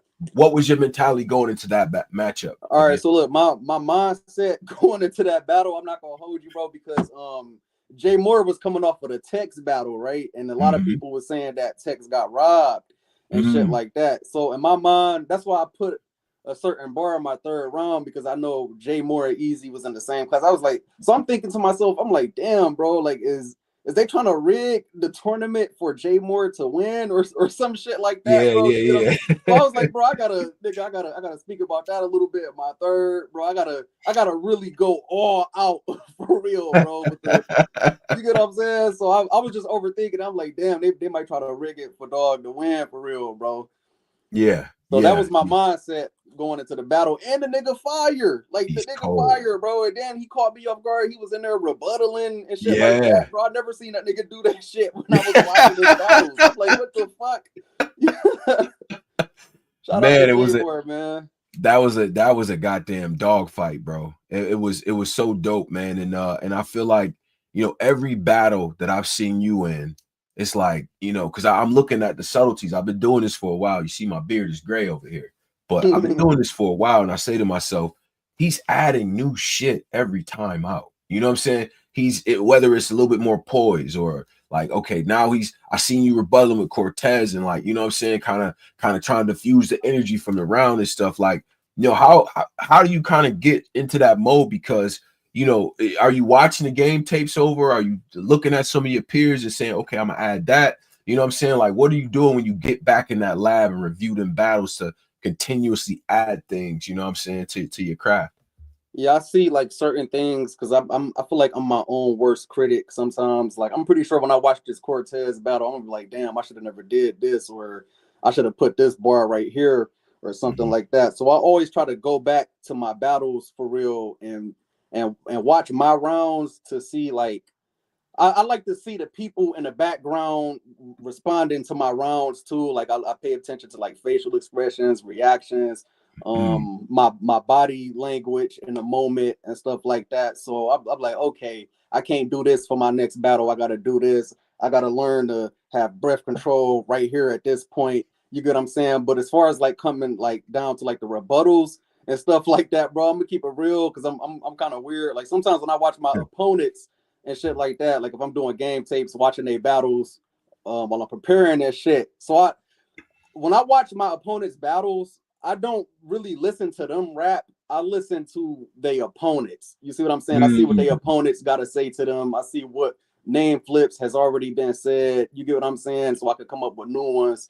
But if I do watch my opponent's rounds, I try to see if I can rebuttal some shit off the top, like what they say right there. Like I'll put it on, I'll listen to their round, and I can see if I can. You get what I'm saying? That's how I be Yeah. practicing my rebuttals and shit like that, bro. I still got to get better at them though. Man. No, it's interesting though, because rebuttal is such a huge risk. You know what I'm saying? So It is. but the thing I like about what you're doing though is that you looking and really thoroughly evaluating what you do and kind of adding. You know what I'm saying? You don't want to sound like nobody else, which I think is dope. Trenches. Let's talk about trenches because I tip my hat to Easy because it's very, very, very difficult to get new talent over. There are leagues out here that's been doing it for a while, longer than trenches, that, after a one calendar year, right? We got you, we got Tex, we got Dre, we got Muop, you know what I'm saying? And y'all putting on, man. Shout out to Z the Dropout, you know what I'm saying? And C Bree and like just all the people that's really putting on for the trenches and stuff. And then it got to a point where it was like, it felt like trenches against the world. And y'all take the show on the road against I battle. And you battle Low Supreme. You know what I'm saying? So now it's like, it's not even that you're doing this shit for Detroit, because it's always for Detroit. But now you're putting on for trenches. So how does that, what is that mindset going into the battle with Low Supreme, and just the value of being with trenches? And it's like, yo, it's us against the world. Okay, You know what I like mean? you're talking about like as far as like the Low Supreme battle, as far as it being like a league versus league, Yeah, league or it's versus like, league, man. Yeah. Well, how was that going into that? Because Preem he's up there too far as yeah, a he's new like guy. he's the golden child over there. I feel like him and Nakim is like the golden child over there. I feel like homeschool. You get what I'm saying? There's a couple of them, but I feel like it's like the chosen ones over there and stuff like that. So that battle, how that got set up for real, it was kind of weird, but it wasn't. You see what I'm saying? Because I fucks with Lex heavy, bro. You get what I'm saying? Yeah. I've been knowing Lex since I was probably like 20 or some shit, bro. Like I'm 25 now. You see what I'm saying? I've been on licks for a long time, and I fucks with iBattle heavy. But I remember when Hitman did that card, his Bags and Bodies card, when he's from the Battle Geechee, and he made a post. He was like, "Yo, who y'all think we should put on this card?" And a lot of people was retweeting it and like, "Yo, get King versus Low Supreme, King versus Low Supreme, whoop de whoop." It ain't happened, but so we was like, okay, bro, let's see if we can do this shit on our own. Then like let's do like a iBattle versus Trenches type of card. That'd be fire. You see what I'm saying? So Easy got with Lex and shit like that. They put the matchups together and shit like that. But as far as preparing for Low Supreme, bro. Yeah, talk to me, bro. Talk to me. Because I ain't gonna lie, I'm gonna keep it 100% with you, right? I feel like Low Supreme punch better than me. Like he punched slightly better than me, but I feel like I got more energy than him and conviction. You see what I'm saying? Like he be throwing. Low Supreme is crazy, bro. I ain't gonna hold you. That nigga can fucking punch. That nigga can punch, bro. That's one thing I give him, bro. Yeah. You had a moment in that battle where you said something to him. He was like, he's a child. He's a fucking kid. I was like, oh God, this is great. This is great. So, but you know what that shows me is, you know, it's different ways to win a battle. You know what I'm saying? And a lot of new guys, okay, they might have a good skill at punching or scheming or doing angles, but it's like there's so many different ways to win a battle. You know what I'm saying? And and the reason why that battle is so dope is because y'all both was at a high level with y'all craft, you know. And even before that battle happened, I remember arguing with people because I'm an argue guy. So I'm like, yo, these is two, in my opinion, these is two of the best new guys, period. You know what I'm saying? I put Eunice in there and Dollar and like, you know, all the guys is doing their shit, right? And it's like, this kind of means something, you know? Did you look at it from that vantage point as well? Like, all right, you know, he's in these same talks as me. Yeah, you know, of course. Okay. Yeah, of course. Yeah. I'm because that's how I was looking at it. I'm like, you know, because I don't know if rappers be caring about shit like that. Because, you know, sometimes the debates with the fans get to a certain point, you're like, all right, I gotta drown out the noise and just write some shit. You know what I mean? So I pay attention to all of that, bro. Like even if I don't voice my opinion a lot on a lot of stuff, you get what I'm saying? But I do pay attention to a lot of stuff that be going on. Low Supreme definitely a part of those conversations, you get what I'm saying? And I feel like what you were saying too about Easy building up a roster and stuff like that. I feel like Lex been doing that with iBattle for years as far as building younger talent. You get what I'm saying? Like he's one of the GOATs at doing that shit. And I feel like Low Supreme, like I said, bro, he's one of like the stars over there for real, bro. So I'm happy that battle turned out the way it did, but I am kind of I don't really like the league versus league stuff though. You get what I'm saying? I like watching them, but from my experience from that one, I don't think I want to do another one. You get what I'm saying? Why not? Because bro, I feel like it'd be a lot of pride in the room. You get what I'm saying? So you got like I break it down into percentages, right? If it's a league versus league thing, and say like I got my league behind me, you got your league behind you, and then you got the people that's in the crowd, they just behind the camera. It shouldn't just be 25% of the people behind the camera and the other 25% behind me cheering. You get what I'm saying? I feel like if everybody should, you get what I'm saying, give it up so it could be, you get what I'm saying? I don't really know how to put it into words, but that's something I kind of learned from doing like a league versus league thing. I'm like, damn, they're not really giving it up on his side, but I could understand that though because it's on his side. But but you could see like the little ugly faces, like they trying not to. Yeah, they're trying not to react and shit like that. But I feel like if everybody would have been reacting, bro, that battle probably would have been like an hour long. I ain't gonna hold you. Yeah, we saying some crazy ass shit. Y'all was in there wilding, bro. That y'all was in there. I do gotta there's a question from one of the guys here. I'm definitely gonna steal this from you, Cortland Mook. He said, hey, what high school you went to, what part of Detroit you from? Yeah. I be forgetting. Detroit's a big city, and they, you know what I'm saying? What part of Detroit and all that? And you know all that. So my mom stayed on the east side and my pop stayed on the west. You get what I'm saying? So I had the best of both worlds for real, but I really grew up like in the 7 mile, 8 mile area on the east side. So okay. You know what I'm saying? Yeah. Man, shit, I've been to Detroit one time, and you know, not for long, but I've been there once, and I just remember like it was in the summer, so it was like super nice outside, and you know, it's just a different environment. You know what I'm saying? It's the Midwest, but it's a big city. You know what I'm saying? And just a lot of different, lot of style. You know what I'm saying? Everybody got their own shit going on. There, you know what I mean? Gifted gab out there. You know what I mean? So shout out to the east side of Detroit. You know, as far as because look, you know, as you ascend in this game and stuff like that, and you know, the sort of level of competition gets higher. You know what I'm saying? And you Yeah, it's battle like these somebody. motherfuckers been trying to kill me every fucking battle, bro. I can't catch a break, bro. every battle now, it's like these niggas is bombing on me. I'm like, God damn, so I got no choice but to be fired, bro. Because I know these niggas gonna come with it. You know what was the indication of that? And this is why I tip my hat to the veterans, the JCs, the Rum Nitties, and the Cortezes, right? Like people of that archetype that, you know, they'll battle a younger guy, they'll battle up and coming talent, but they not playing with y'all. They're not playing with y'all at all. And you got a Cortez that was on his A game. You feel what I'm saying? Hell yeah. When that bro. matchup gets booked, what are you thinking? As soon as that matchup gets booked, bro, what do you think? So look, I'm gonna keep it 1,000 with you, right? When the matchup got booked, and I was telling people about it and stuff, like I told a few people about it before the flyer dropped, like my peoples and shit. And when the flyer did drop, like it was 50-50. You had some people like, bro, oh, you got Cortez, he's ass, whoopie whoop, you finna get that nigga out of here. You get what I'm saying? And my nigga Jay Moore hit me up, he kept it real. He was like, bro, he was like, don't take Cortez light, bro, because he said a lot of people might tell you that he's not that good or whoopie whoop, but he's still a legend and he know how to win and such and such. You get what I'm saying? And then if I would have took him light, I would have got 30, bro. I'm gonna keep it real. Yeah, guaranteed.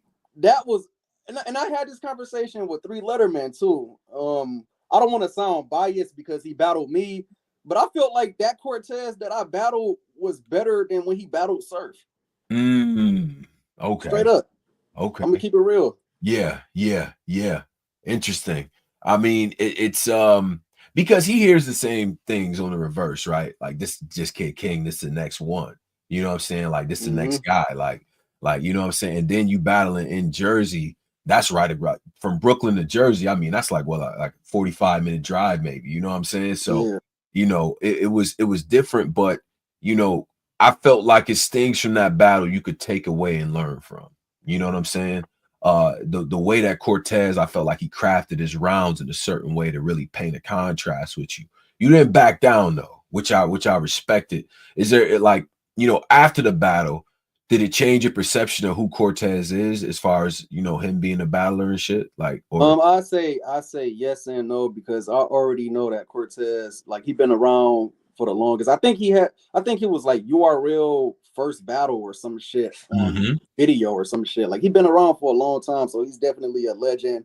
He know how to win battles. Like, I seen this nigga body like up and comers. You get what I'm saying? Like Twerk, for example, Prez Mafia.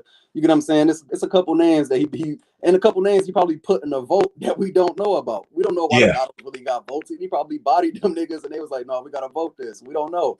So I was like, okay, so that part right there was motivating me too. You see what I'm saying? Because I was looking at it like a John the Don type of thing. You get what I'm saying? Like John is he be bodying up and comers and shit like that, and Cortez do the same thing. So I had to be on 100 for the battle. But as far as like my perception of him, like after the battle and stuff like that, I still viewed him the same, but I just have more respect for him. If that makes sense. Right, man. Shout out to Ledge in the chat. You know what I'm saying? Almost 600 people in here. All the streaming platforms, man. A lot of people on Twitter and YouTube as well. Big shout out to y'all and everything like that, man. I have to ask you though, bro. I have to ask you because you got Low Supreme, you know what I'm saying? Great battle and everything like that. Now, there's conversations brewing, right? If I make a list, which I might make a list about the best up and comers in the game right now, right? Right. You and Eunice. Let's talk about it. Yeah. I had a conversation which turned into an argument, which turned into a conversation and back to an argument again with somebody somebody you know, talking to me about you and Eunice. And it seems like that is a collision course, in my opinion. You know, as far as the young up and coming guys, I think that's the, you know, it's probably 1A, 1B for a lot of people right now. What would you think about that battle And I guess where would you want that battle to be? Because you know that's two guys that's well respected in they I respective feel like, regions. all right, so You look, know? me and Doc had a conversation over the phone a couple times. We was debating, going back and forth about the battle. Me and Eunice as well. Um, so they had an opportunity for me to battle Eunice in Ohio on the card Mm, that they got coming up and stuff like that. But I was to my argument to Doc was like, bro, I think the battle is basically like being forced to happen too soon. I feel like we can build it up just a little more so we can have more of an impact. You see what I'm saying? So I feel like it's 50-50, bro. And I was gonna tell him to put a poll up too. Like you could ask Doc. I was like, bro, you could reach out to the boss if you want to and put a poll up. Like, should me and Eunice build up the battle just a little bit more? Or should we just battle now? Because I don't want to, because the way that Doc was explaining it to me, he was saying that it comes down to schedules and politics, right? right, You right. know, Eunice is obviously with the URL, so he got his own schedule. You see what I'm saying? So he Yeah, might not be free.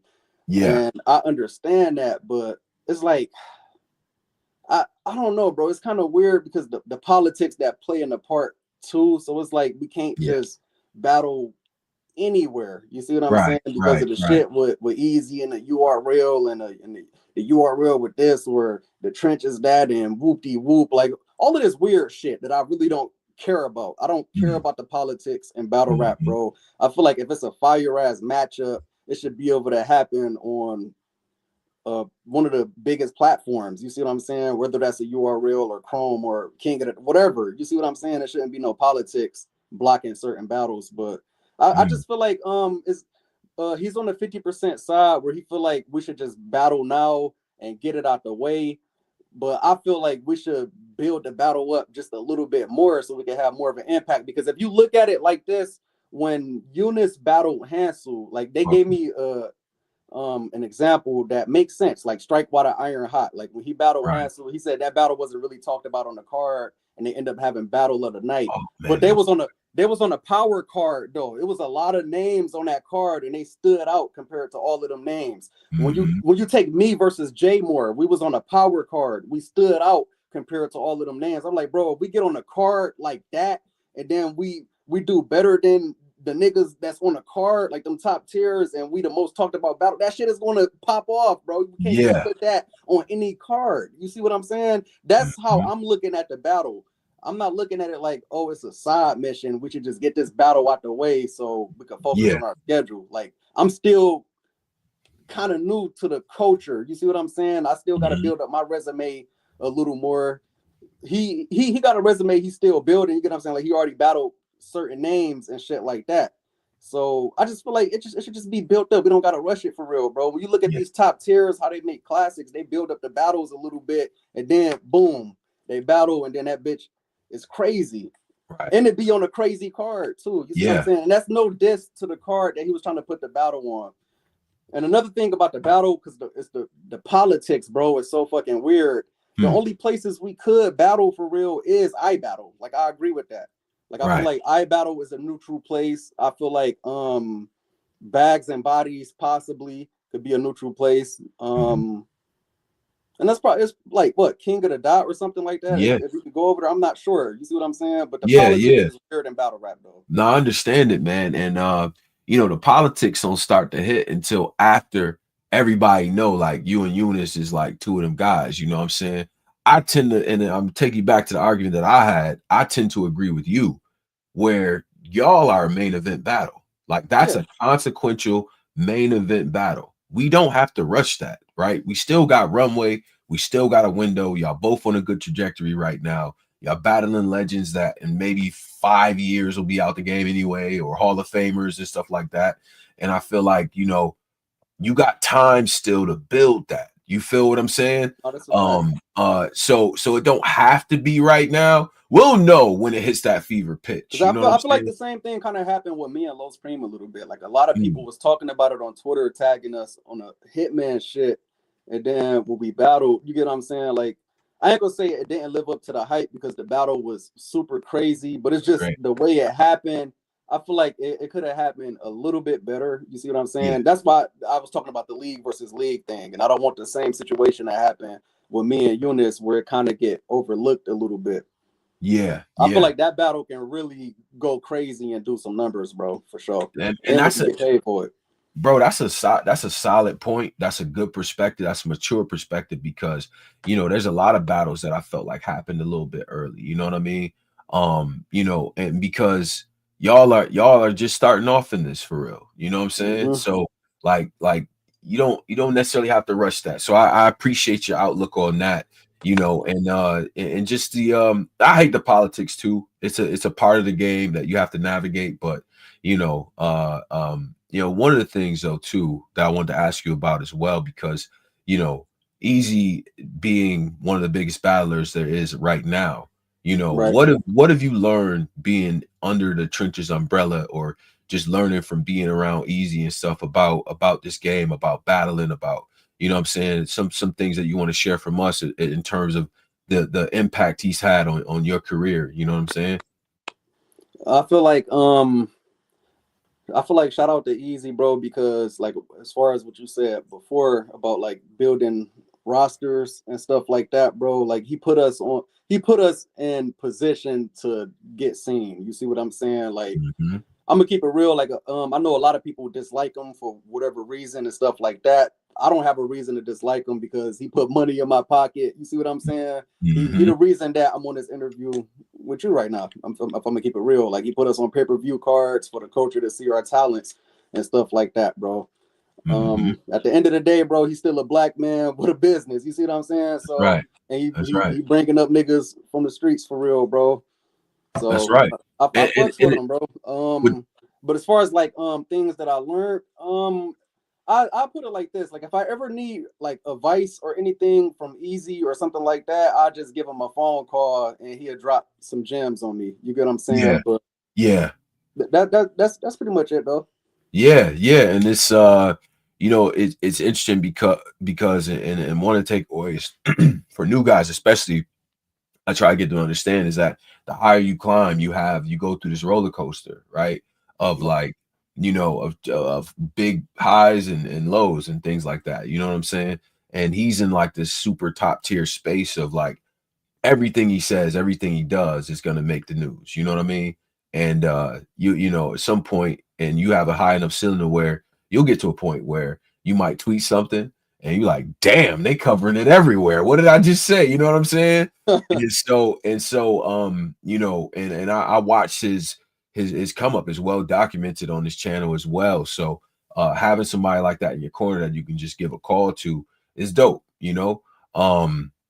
I think, man, you got a good head on your shoulders in terms of this battle rap shit. And and the thing I like about the new battlers and just overall with new battle spotlight, this is still fun for y'all. This is still, you ain't hit the politics, like, what I'm saying, where you like, yo, I hate these niggas. Like, y'all not jaded yet. You know what I'm saying? So the longer that you can keep that mentality, I feel like the better off you are. You know what I'm saying? Yeah. So I think it's dope. Now let's get to this. Let me get out my notepad right now. Let me get my notepad out. Who do you need to have a conversation with, whether it's this year or next year or sometime in the future, sir? Who's on the I want to list? get the Eunice battle by either the end of this year or next year for sure. But I Mm. feel like people I have to have a conversation with, I feel like it's Danny Myers, bro. I gotta have a conversation with him. Okay. Okay. Like we're gonna Okay. have a conversation, me and Danny Myers, bro. If the Yeah. battle Yeah. gets set up. Yeah. Yeah. I like that. I like that. Your choice of venue, where would you want to have that battle? Shit. It could happen on Chrome. It was supposed to happen. Like he backed out twice though. Like he was supposed to be on the first card that they was putting me hip to. This was before I was signed to the trenches and shit. Like apparently he's supposed to be like on the first card that Easy was trying to throw. He said a lot of people backed out on him. Yeah. But I don't know if he was really going through something or something like that. So I'm not gonna really speak on it or why he backed out of our battle. Mm. So I don't really care at this point. But I feel like it has to be set up soon though, because Mm. I feel like I wouldn't say a style clash, bro, but that's gonna be like one of them for real. Yeah. And I Yeah. think that's gonna be like the battle people think that they don't want to see, but when that bitch happened, they gonna be like, oh yeah. Yeah. Yeah. Yeah. This is one of those, right? Okay. Okay. I can dig it, man. Almost 700 in the chat and everything right now. I Damn. asked you this question. I asked Nakim, three battles. Now, fans in here, maybe they not as familiar with your craft or what you're doing and things like that. Three battles that you would say, if you want to know who King is, here's the three battles to go watch. What would those be? Number one battle that I feel like would make you a fan is the King versus Jay Moore battle on Chrome 23. So I say that I put that as number one, King versus Jay Moore. Number two, I would put King versus Los Preem. And number three, I feel like if you want to see like different pockets I could get into and rhyme patterns and stuff like that, watch King versus Calf, KAF. Yeah. That's how I feel. Like I get into different pockets and stuff like that. Like I was still punching, but I pretty much show like my like how I can rhyme syllables and stuff like that. And you get what I'm saying? Like sentences and shit like that. Like I was just doing different pockets in that battle. Okay. Okay. I can dig it, man. Yeah, I'm definitely a fan of your work, bro. You know what I'm saying? I see you take time to think about your craft and everything like that. You know, my unsolicited advice is continue to have fun with this shit, man, for real. You know what I'm saying? Because it you know, once the pressure hit, it hit, you know what I'm saying? But as long as you maintain that fun and you know that fresh outlook, man, you'll be great in this game. You feel what I'm saying? Now, how can people follow you, bro? Like what type of, you know, give us the social media handles and all that. Follow me everywhere. GHG the King. It's not with a one, it's just King regular. GHG the King. Okay. Follow me on Okay. Twitter, follow me on Instagram. I don't really be on the Instagram shit like that for real. But Yeah. Yo, bro, you seem like you keep to yourself for real, I man. don't really You like, care yo, about the bro. social media shit for real. That's something I gotta break out of though. Like Easy was on my head about that, like as far as like Good. motion and shit like that, bro. But I don't really care too much about like being on the internet for real or like social media. I just don't really care for it. Yeah, yeah, yeah, yeah. I understand it. You know what I'm saying? It'll come a time where you got to tap in a little bit because obviously, man, this is one of the more highly anticipated interviews that I've done with a new battler. So, you know, they're gonna be blowing your inbox up, bro. So, Hell yeah. tap in with the guys, man. But you always welcomed up here. You know what I'm saying? Like I said, I'm a big fan of your work, bro. You I know what I'm saying? appreciate you, man. Keep working, keep hustling. Any wise words to the people before you get up out of here? Shit. Shit. Just follow me on social media, bro, so y'all can hear from me again and stuff like that. Stay tuned to whatever next battle I'm gonna have. It's gonna be crazy though. Like it's gonna be a fire battle, whatever battle I have next. I don't Yeah. really know what to say for real. I'm gonna keep real. I don't know what to say. Hey, King, keep doing your thing, bro. We gonna tap in, all right? All right, bro. How do I? Okay. You good, bro. You good. I got you. Shout out to King. Shout out to King, man. Shout out to Detroit. Shout out, man, Ledge, top tier podcast, man. The whole Bar Wars movement, the new Michigan and new third generation Midwest. Like, oh God, they fired Tana, Duke the Shooter, Breezy Will, Money Mitch, like Bailey, like they all dope, man. So I encourage y'all to get in tune with them. They do have like they spaces where they interact with people and stuff like that. I hope to see King on that a little bit more. You know what I mean? Shout out to the whole Trenches roster. They doing their thing, man. They doing their numbers and Easy as well, man, for bringing us, you know, some new talent. You feel what I'm saying? I think that's dope. Now, we got almost 700 people in here. Share the stream. Hit me up on YouTube, on Twitter as well. Heavy presence on both, man. This will be up on Twitter. Probably, you know, delete the YouTube or this would be up on YouTube. I'll probably delete the Twitter version of this. So if you want to watch the replay, you go to that. All right. So yeah, we're gonna keep everything moving, man. That was dope. I appreciated the brother's outlook. So let's get going with the next person, man. This guy right here, absolutely dope. I think the best way to describe him right now, man, is a breath of fresh air. You know what I'm saying? And big respect, man. Big respect to my man Spills, man. I met Spills at Midnight Madness. He said, Tone, bro, what's happening? You know what I'm saying? Because you know, you say what's happening. He said, Tone, what's happening? I got some shit going on, man. You know what I'm saying? I got some guys that's gonna be doing some work. You know what I mean? I watched Hustle Battle. He said, man, I got some more. I got Capo. I got Will Major. You know what I'm saying? I'm like, okay, cool. He like, this kid Dollar, man. Dollar's one of those, bro. You know what I'm saying? You might have seen him do his thing on RBE, you know what I mean, coming up through the brick system as well. And then on I Battle as well against Sneezy Bo, you know what I'm saying, coming fresh off of that battle with the Source as well. So without further ado, it's the man himself, Dollar Bill. Dollar, what up? Yo, what's the word, my guy? What's happening with you? I'm all right, man. Life is good, man. Life is good. Good to see you and all that good stuff. Hey, can you turn the camera horizontal? Are you able to do that for me? Probably take the screen lock off. Oh, yeah, you good. You good. All right. Clear. Focus. Yes, sir. Yes, sir. Yes, sir. We good. We good. Hey, get the people the intro and all that, man. Yeah, I'll give you the ISO. Talk to the people, bro. Oh, what's the word, man? It's Dollar Bill, man. Bash Money. The point guard. You hear me? I'm really not you know, I ain't really talkative too much outside. You know what I mean? Outside the ring, but I do my little 1-2, man. My here and there. But Bash Money, man, the point guard. Really shout out to Tone Bro. Shout out to everybody in the chat, man. New Balor Spotlight, man. I'm honored to be here. It's a pleasure to be here. You know, hey, it's an honor to have you here, bro. You know, man. Shout out to the South.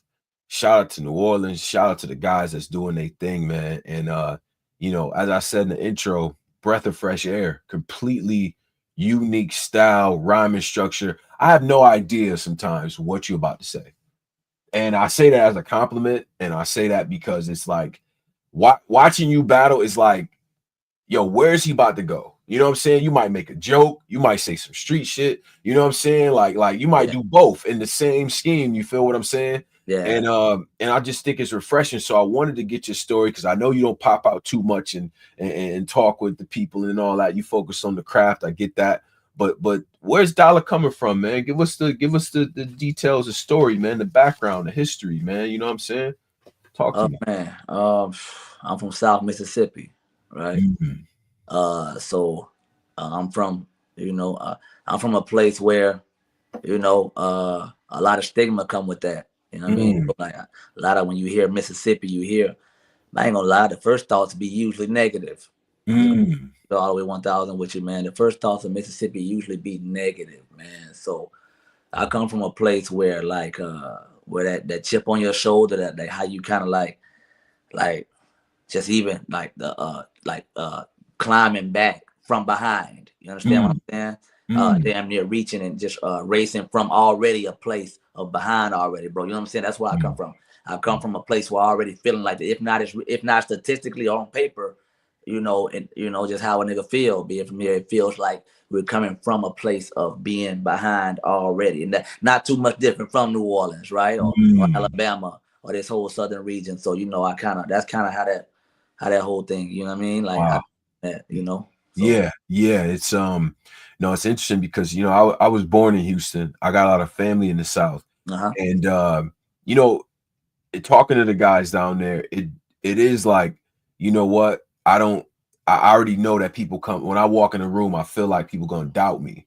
You know, whether it's in corporate America or music or whatever, right? Yeah. And so they carry that, and it inspires them to be great. You know what I mean? Yeah. So like, you know, coming off the porch or just like, you know, listen to music and everything growing up, like what were some of your early influences? Early Lil Wayne, of course. Outkast. Talk to me. Field Mob. Right. You know, T.I. You know, that's kind of where oh man, hey, Twister. You know what I'm saying? Yeah. Do or die. That type of shit, man. I was into that. You know what I'm saying? I'm an 80s baby. So, you know, I can't forget about Pac, of course. Pac, Biggie. You know what I'm saying? Chop. Hey. Blessing, man, you know. I don't know why the ladies showed up when Dollar came in here. I'm gonna come clean. I don't know what that was about. All right, Dollar, go ahead though. Come on, Tone. You know what that's about, Tone. That's it. Yeah. But I come from that, bro. I come from like the essence of lyricism. You know what I'm saying? Like I said, apart from the negative shit that you hear about Mississippi, there's also some positives there, right? With that history and music, right? And musicianship, right? And just that type is different, bro. It's a lot of history, you know, and I try to speak that through my craft, but it's a lot of shit just coming from where I'm from, G, you know? Damn near the forgotten, that could be easily forgotten about or swept under the rug, if not brought, you know, to the forefront, man. Yeah, So, no, that's real, man. That's real. yeah. I appreciate that answer. That's also a lot of where my love came from. Telling where my mm, love for the shit, my love, you know what I mean, for the craft, for music, period, come from, you know. yeah, what was the like the because you said some artists that I rock with, man, Heavy Outcast, you know what I'm saying? I shout out to Phil Mob, man. People don't get him enough respect for real. What was some of the early, like, all right, take me back to, let's say, 8th grade, you know what I'm saying? We'll be like 13, 14 years old. You walk into school, you know what I'm saying? Now, I'm a little older than you, so I had a Walkman, the non-skip version with the, you know what I'm saying, the CD player and all that. But what was you listening to on the way to school? If you could point to an album or two that was like, all right, that's the one right there. You know what I mean? Oh man, when I first listen, that probably was let's just say I graduated 07. Right? Okay. So let's say 8th grade, bro. That was like right before high school, right before you really come into, you know what I mean? Like you know what you come into. Yeah. The real hierarchy and how things you really fall into place for you. Let's go. Back then, man, it probably was we close to the that's back right before 07. You know how infamous 07 is, right? That 05, 07. That's Jeezy. That was Jeezy, the Carter 2. So like it was real albums. It was like Thug Motivation 101. It was like, you know, the ones you could play through. Yeah, all the way through. The ones you could play through without even skipping, man. So Thug Motivation 101, you know, the Carter 2, going into the 3, you know, it was man. The dedication mixtapes were still crazy. What? I ain't gonna lie, the dedication mixtapes was going wild, running rampant, man. You know, where'd you find this? You understand me? It was crazy. Yeah. Where, damn, son, where'd you find this? Yeah, I remember that drop. Yeah, yeah. Talk to me. It was that type. I was in that vibe, you know, in that mode, man. Okay. What? Yeah, man. Man, you took me back, man. I used to have that shit blaring from. See, I was in college at the time, showing my little age real quick, man, and I was blasting that. Remember when that K1NG came out with that Wayne? Oh my God, motherfucker, it's Weezy, baby. How'd he do, motherfucker? Yeah. Listen, man. I got all types of noise complaints when that shit came out. They're like, Tone, can you turn the music down? We're trying to study. I said, nah, Cannon. Like, you feel me? You know what I'm saying? Like, I'm playing with y'all. Was you always rapping though? Like, was you like musically inclined before you started battling? Yeah, I was. From a little dude, man. It was just something about that, being able to use your words. You know what I'm saying? Being able to use your words correctly, man, swiftly, right? Clever, being witty. So a way to use your words rather than anything, right? Because that's a forgotten art. It's a forgotten art, you know. I think that a lot of that comes from, I'm not gonna lie to you, bro, becoming a man. That's part of becoming a man, Tom, bro. If I could break it down to you for a minute, part of becoming a man is knowing how to use your words. You understand me? And rather than other things, off emotions or whatever you're going through, it's learning how to use your words in a correct way, man. In a way, in different rooms, right? Different situations, different anythings, man. Just knowing how to use your words correctly. You know what I mean? So from a young dude, you know, that was one of them. Like, you know, that's one kind of how I'm proud of it. It shows. It shows. Yeah. Man, nah, that's real, bro. You know, so this battle rap thing, man. You mentioned the classics, right? You mentioned you got the Thug Motivations and the, you know what I mean, the underground legends, you know what I mean, the urban legends, you know what I'm saying? You got the music template, but this battle rap thing, man, you know what I'm saying? It's a different monster in a lot of ways, and you know, I remember when the South had to fight for that respect, and T-Top and Trez and you know what I'm saying, and Riggs and all the guys, and Billy Dutches and all them had to really work. That Southern movement was strong. You feel me? So what made you get into this battle rap thing, man? Like, how did that start off for you? Watching it, smack. Watching it, you know, the DVD era, man. I ain't gonna lie, the the one that made me want to be a battle rapper was Young Ill and T-Rex. Ooh, classic. Talk to Young Ill me. and T-Rex. That one rounder was the one that told me, the one that spoke to me and said, yeah, Right. yep, yep. You know what I'm saying? It may be because of the style clash or the way I was able to watch two completely different, you understand me, forces collide, you know, and not with three where it was a chance for rebuttal and back and forth. It was what you got, then what I got. You understand me? And we just gonna let the people, and that's the one that spoke to me, G. That's the one that said, man, that's such a classic battle, and it's that's the such a one. classic style clash. Yeah. And it got all the elements in there, right? Yeah. Rex on an away game and Young Ill at the top of his craft and things like that. Yeah. You know, so I feel like that was elite for me because, you know, I kind of feel like you know, the more that I watch battles like that and I revisit it, man, it just got so much of the essence to it. But you're in the room, Tone. If you watch Yeah. the room and just watch if you watch, you know what I'm saying? If you watch the room, the expressions on the faces in the room, man. Shine was in there, you know. That was one of them get that nigga Rex nights. You understand me? That Lord, man. Shine was in there. I can't even, like, the whole St. Louis, you know, I ain't gonna lie. And that's, if you go back and watch it, man, it's a lot of history in that joint. Young Ill, he started his round off with, like, he say, Tone, he say, I know that, you know, he said, I know that they say that Young Ill just as nice as Howl and Verb, right? He was talking about Howl and Verb, right? He said, yeah. But I hardly get the prop that I proud to deserve, and that's highly absurd. You know, he started his round. That was why the Midwest movement and everything was still, you know, they was getting their shit together, man, and handling business, and Young Ill feeling like, you know, y'all seen Holla and y'all seen Verb. He was feeling like, okay, nigga, right? I'm ill, nigga. Yeah. You know what I'm saying? I know y'all know Mhm. y'all St. Louis artists and y'all got y'all favorites, right? But I'm ill, you know, and I just remember how prolific, how he started his round off with, you know, I know you know Howl and Verb, y'all, we all do. But watch this, right? And he went into his, you know what I mean, in his mode. And so it spoke to me in that way too, just for that movement of guys, not much different than the Southern movement, right? And the Bash Money, how we, you know, it wasn't much different than how they got together, man, and just became a force. You understand me? Became a force to be reckoned with, man. Going another place, going to the Mecca, right? New York, going to Jersey, traveling out, you know what I mean? To really just for a united front of St. Louis versus everybody, you know. So if you know the history, you know what that battle was, you know. So yeah, man, that's one of the ones. That's one of the ones that said, you know, I think I want a battle rap.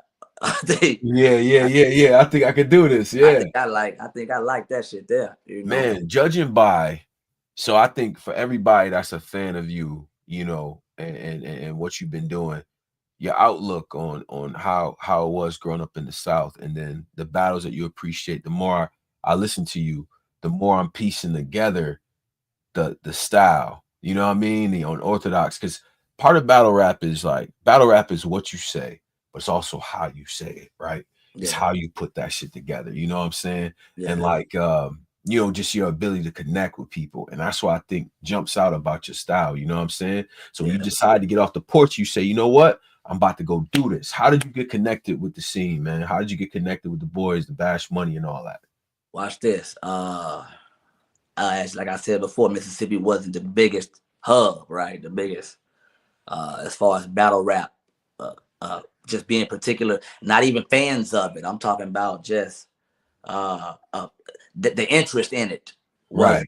you know what I'm saying? So I do this little shit, man, where we had a little showcase over here where one of my guys named Illinois, man, a guy named Illinois. Yeah, Illinois. Yeah. You remember that name? If you remember that name, of course. Illinois, Absolutely. man. We had a showcase and I went to it, you know, and I spit some shit that I had been writing and shit, little thing I put together. And from that night, he hit Boogie up from Flatline, right? From New Orleans. So he hit Boogie that same night. I was like, bro, this dude Dollar, man, he might have something, right? So Bug said, well, you know, you're man, you know, straight out, you just Bug. Bug said, well, I know a place, you know, I know a spot where you can see, we can figure it out if you know what I'm saying, that's something you think you want to do, young, right? So so I come over there, man, and that's where I get a couple battles out the way, man, in 19, right? And then we 20, this is 19, 20 happens, right? COVID happens. Ooh. So it's like, all right, we couldn't even go outside no more. Couldn't do nothing. Couldn't do anything, man. So you might as well wipe 20 off the map. 20's done apart from the audio battles, right? The audio visual with a little shit that, you know, caffeine really, I think, got kicked up a little bit after that. But 2020 happened. So I'm battling. I do my flatline stuff, man, and I'm battling, man. And I go over to Houma, right? And I touch some of the other spots in New Orleans, man, right? In Louisiana, a couple spots in the South. And then I get booked. I get booked one night in New Orleans, man. Capo on the card, right? Capo's on the card. He's been doing his thing, right? He's been doing his thing in Arizona in the West, right? He's been doing this running rampant, right?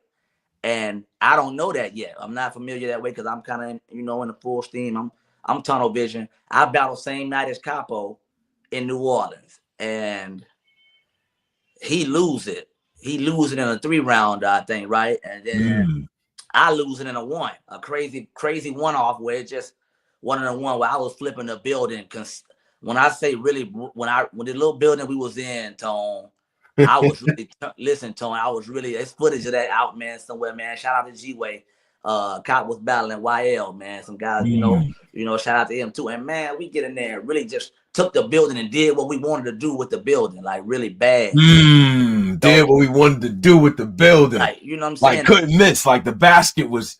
We couldn't. Neither one of us could really miss that night, bro. And it was just like after that, like, boy, you know, woo. And I only to find out later that I didn't even know at this point that he was Hustle cousin, right?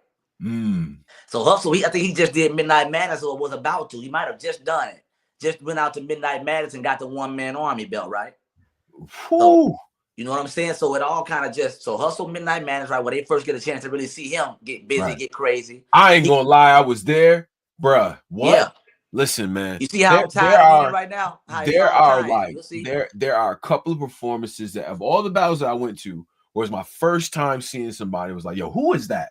Yeah. Who the fuck is that? And that's everybody that was in the room that day. Shout to Surf, Free Surf. Yeah. Everybody in the room that day was like, who is this guy? Who is he? He's ridiculous, you know? So yeah. He in there, right? So imagine, so he kind of break the door in, right? For like when that happened, like, okay, boom.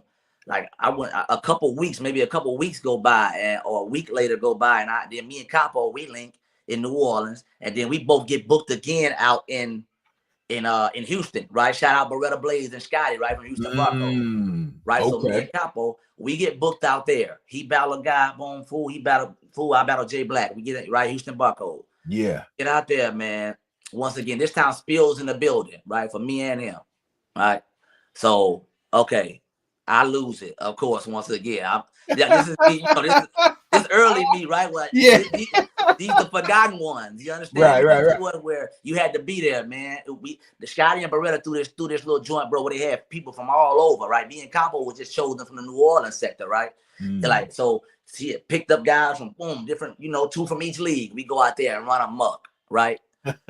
so I ain't gonna lie. So we get a chance to really start politicking about who know who and what we doing, bro. Like kind of boom. So okay, now Spills, boom, and Hustle grew up together. Hustle and Capo cousins. Me and Hustle had other business before. Me and him, we was already running crazy through New Orleans. So he like, bro, Capo my cousin. He telling Spills, Capo my cousin, and I trust Dollar. You know, if we gonna do this, thing, you understand me? Really lock it in. Capo my cousin, and I trust Dollar. Wow. And so, and boom, the birth of Bash Money, man. How that we all had our individual, you understand me? Flames lit, and then Spills kind of just was like, man. Yeah. He was the glue with the situation. Yeah, man. boom, Shout out to Spills, man. That's my brother, man. On my life. And it's dope, man, because I know this, Tone. I know it may seem just like, man, that shit sound too perfect. Tone, like how y'all just was at the right places at the right times at the same time together. I don't know, but that's how the shit. It came together, man. It came together, and it's dope because you all have different styles and different personalities and things like that. And then you start to get on the road and you doing your goddamn thing. You know what I'm saying? And then we get to RBE. Yeah. See, that's after Bags and Bodies, Tone. That's after.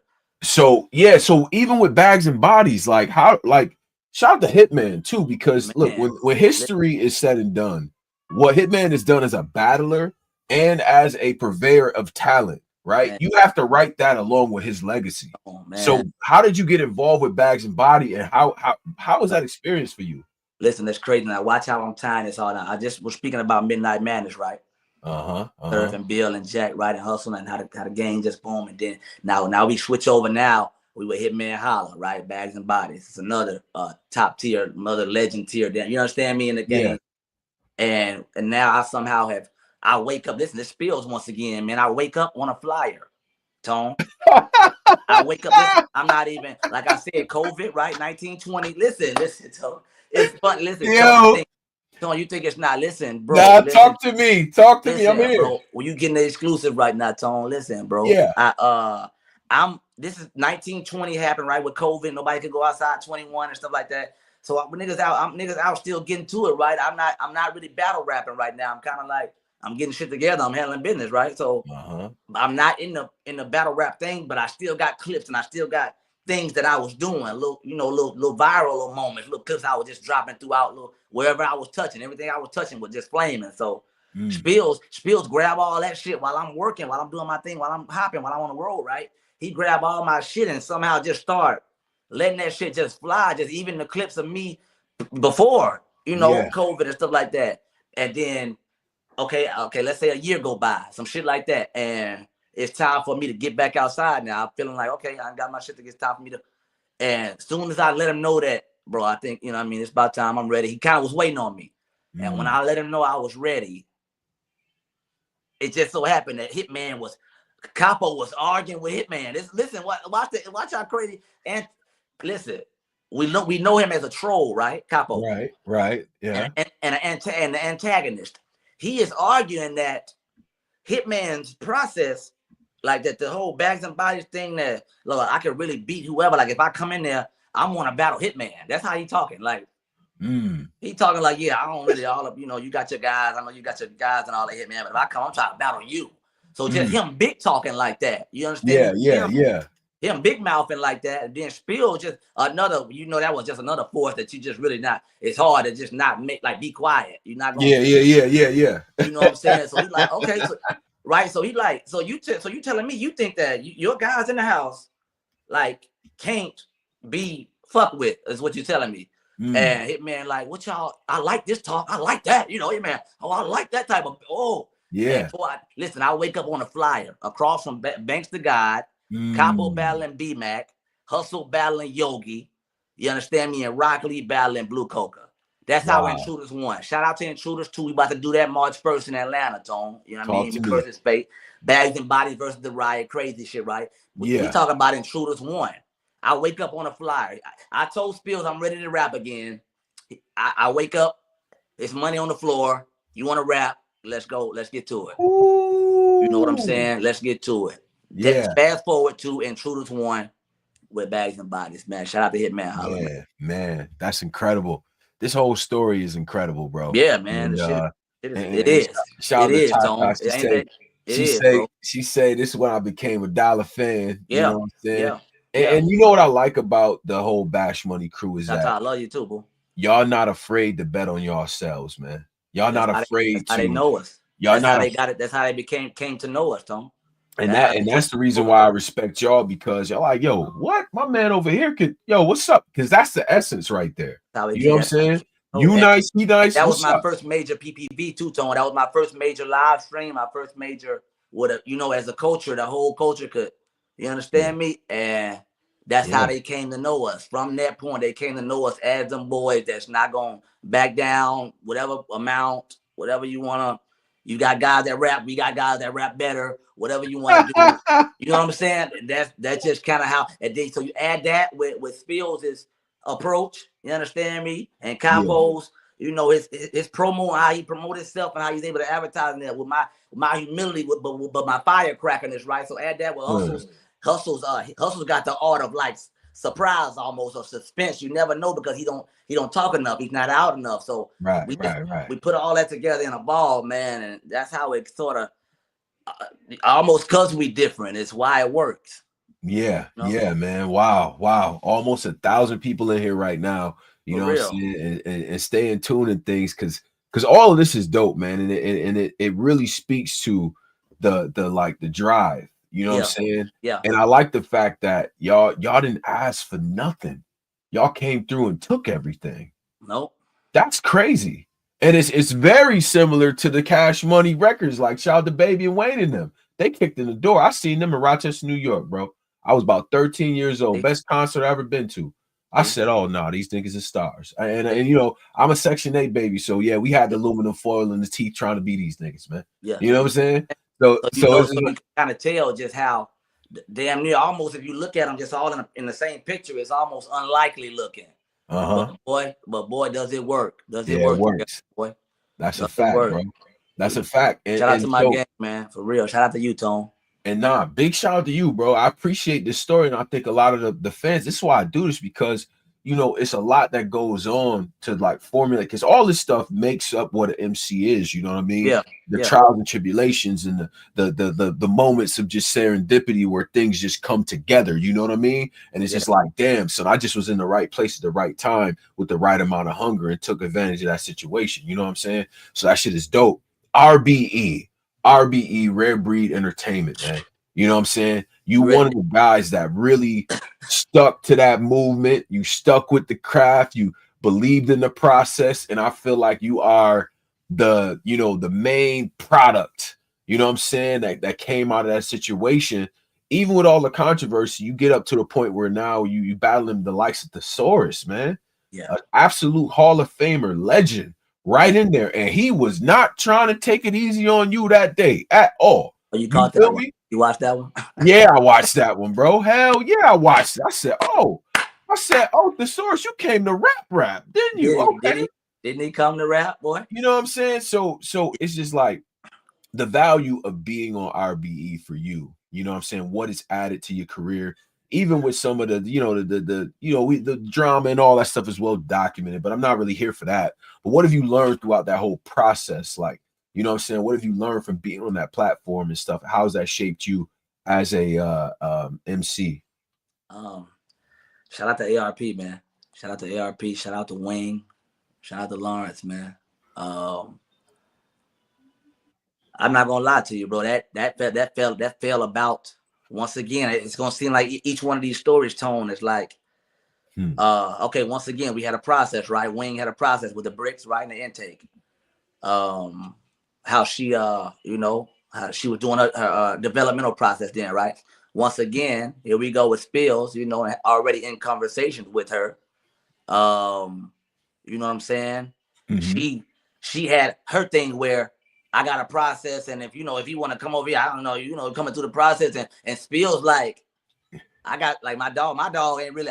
I know nothing against your process, but like watch, you know, just what he's been doing away from your process. Watch, like I just want to show you, you know what I'm saying? And in his way and approach, I look up. I got to battle Riddick, right?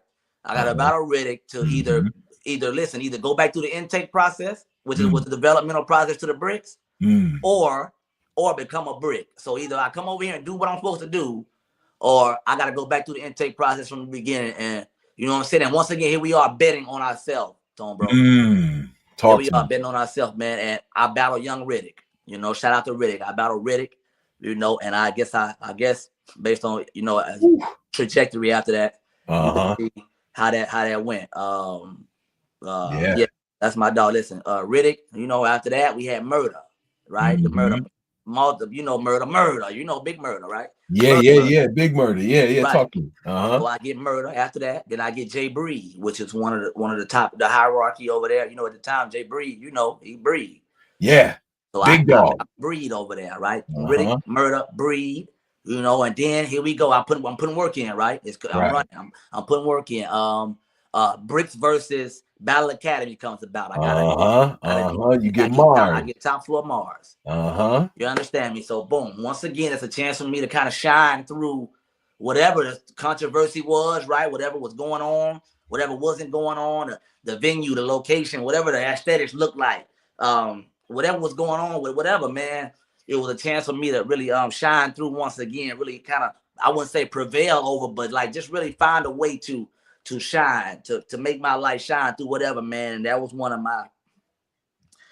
them where like, yeah, goddamn, you know, where it just shows. It just showed a little level. Shout out to Mars, my guy, the top floor guys, man. Shout out Mars and Luke. They was all in the building, man. Prezi, man. We get out there, man, and me and Mars, I get busy with Mars. Yeah. You did, bro. With Mars. So I got a chance to really show a couple different aspects of, you know, kind of what I could do, you know, to a room, man. And after that one, I'm not gonna lie, ARP was paying attention before that, but that was one of the ones where like he could see the following, he could see the name, he could see how like they asked for me, you know, Tone, they asked for me, G, like they vouched for me when it came for any question asked about a new rapper or a new original, new talent that you want to see, but that they asked for me, Joe, and it's almost like it was undeniable. He could not see it. You know what I'm saying? Right. He could not see it. So that's what he like, you know what? You know, yeah, I like that type of, I see what's going on. I like that. I gotta, you know, we gonna have to do, you know what I'm saying? He let me know earlier before that the next time he probably gets booked, just based on his following and the way they want to see him, the demand for him. I'm gonna book him, man. I'm gonna book him next time. Watch. I'm gonna be the one that books that guy. Watch it. Watch. He said it. And boom, thesaurus. The source, man. And it's crazy. It's a hell of a journey. It's a testament to staying focused because there's always so many distractions in this shit. And just I want to ask you too, like stylistically, man. There's no way to like every let's use an analogy. If you're a tailor, every suit is crafted for that person. You know what I'm saying? I don't feel like I keep hearing the same dollar. You know what I mean? Like every battle I go to from battle to battle, is that a conscious decision to keep adding things to your style? Or like what's the process look like for you? Because you don't have a 4-bar buildup. You know, niggas don't know when you about to punch. The setup might be a crazy punch. You telling a story, you telling a joke, you saying some street shit. So like bring me into that thought process of when you prepare and you're trying to lock in for a battle, the strategy that goes into it for you. It's a conversation, Tone, you know. It's a conversation. It's how you talk versus how I talk. I guess I'm not gonna lie, because you gotta think about it. As a battle rapper, man, we got many different approaches on how we can you know what I mean? Shout out to you, bro. Double V. There's a lot of approaches. I think that's another lady too, Dollar. Just saying, you know what? I don't like this. I don't like what's going on. I don't. I'm gonna be honest. I'm hating. I am. Go ahead, bro. Go ahead though. Yeah. At the approach, man, I think that's really another thing. My delivery, my originality, and my approach to battle rap, to battles, is sometimes just the difference, the levels, when it comes to like how my thought process is, bro. I know that we gotta talk, right? And I gotta talk to you in a way that only you can understand. I'm writing it for you. It's for them too. It's for the crowd too, of course. It's for the people around me. It's for my people that's listening, and all my supporters and the people that fuck with me. They hear it. It's for us. When I write, Tone, is for us, G. You understand me? Right. It's for the niggas. It's for Spills. It's for Capo. It's for Hustle. It's for my dog. It's for the gang, right? It's for the boys. For you, Tone.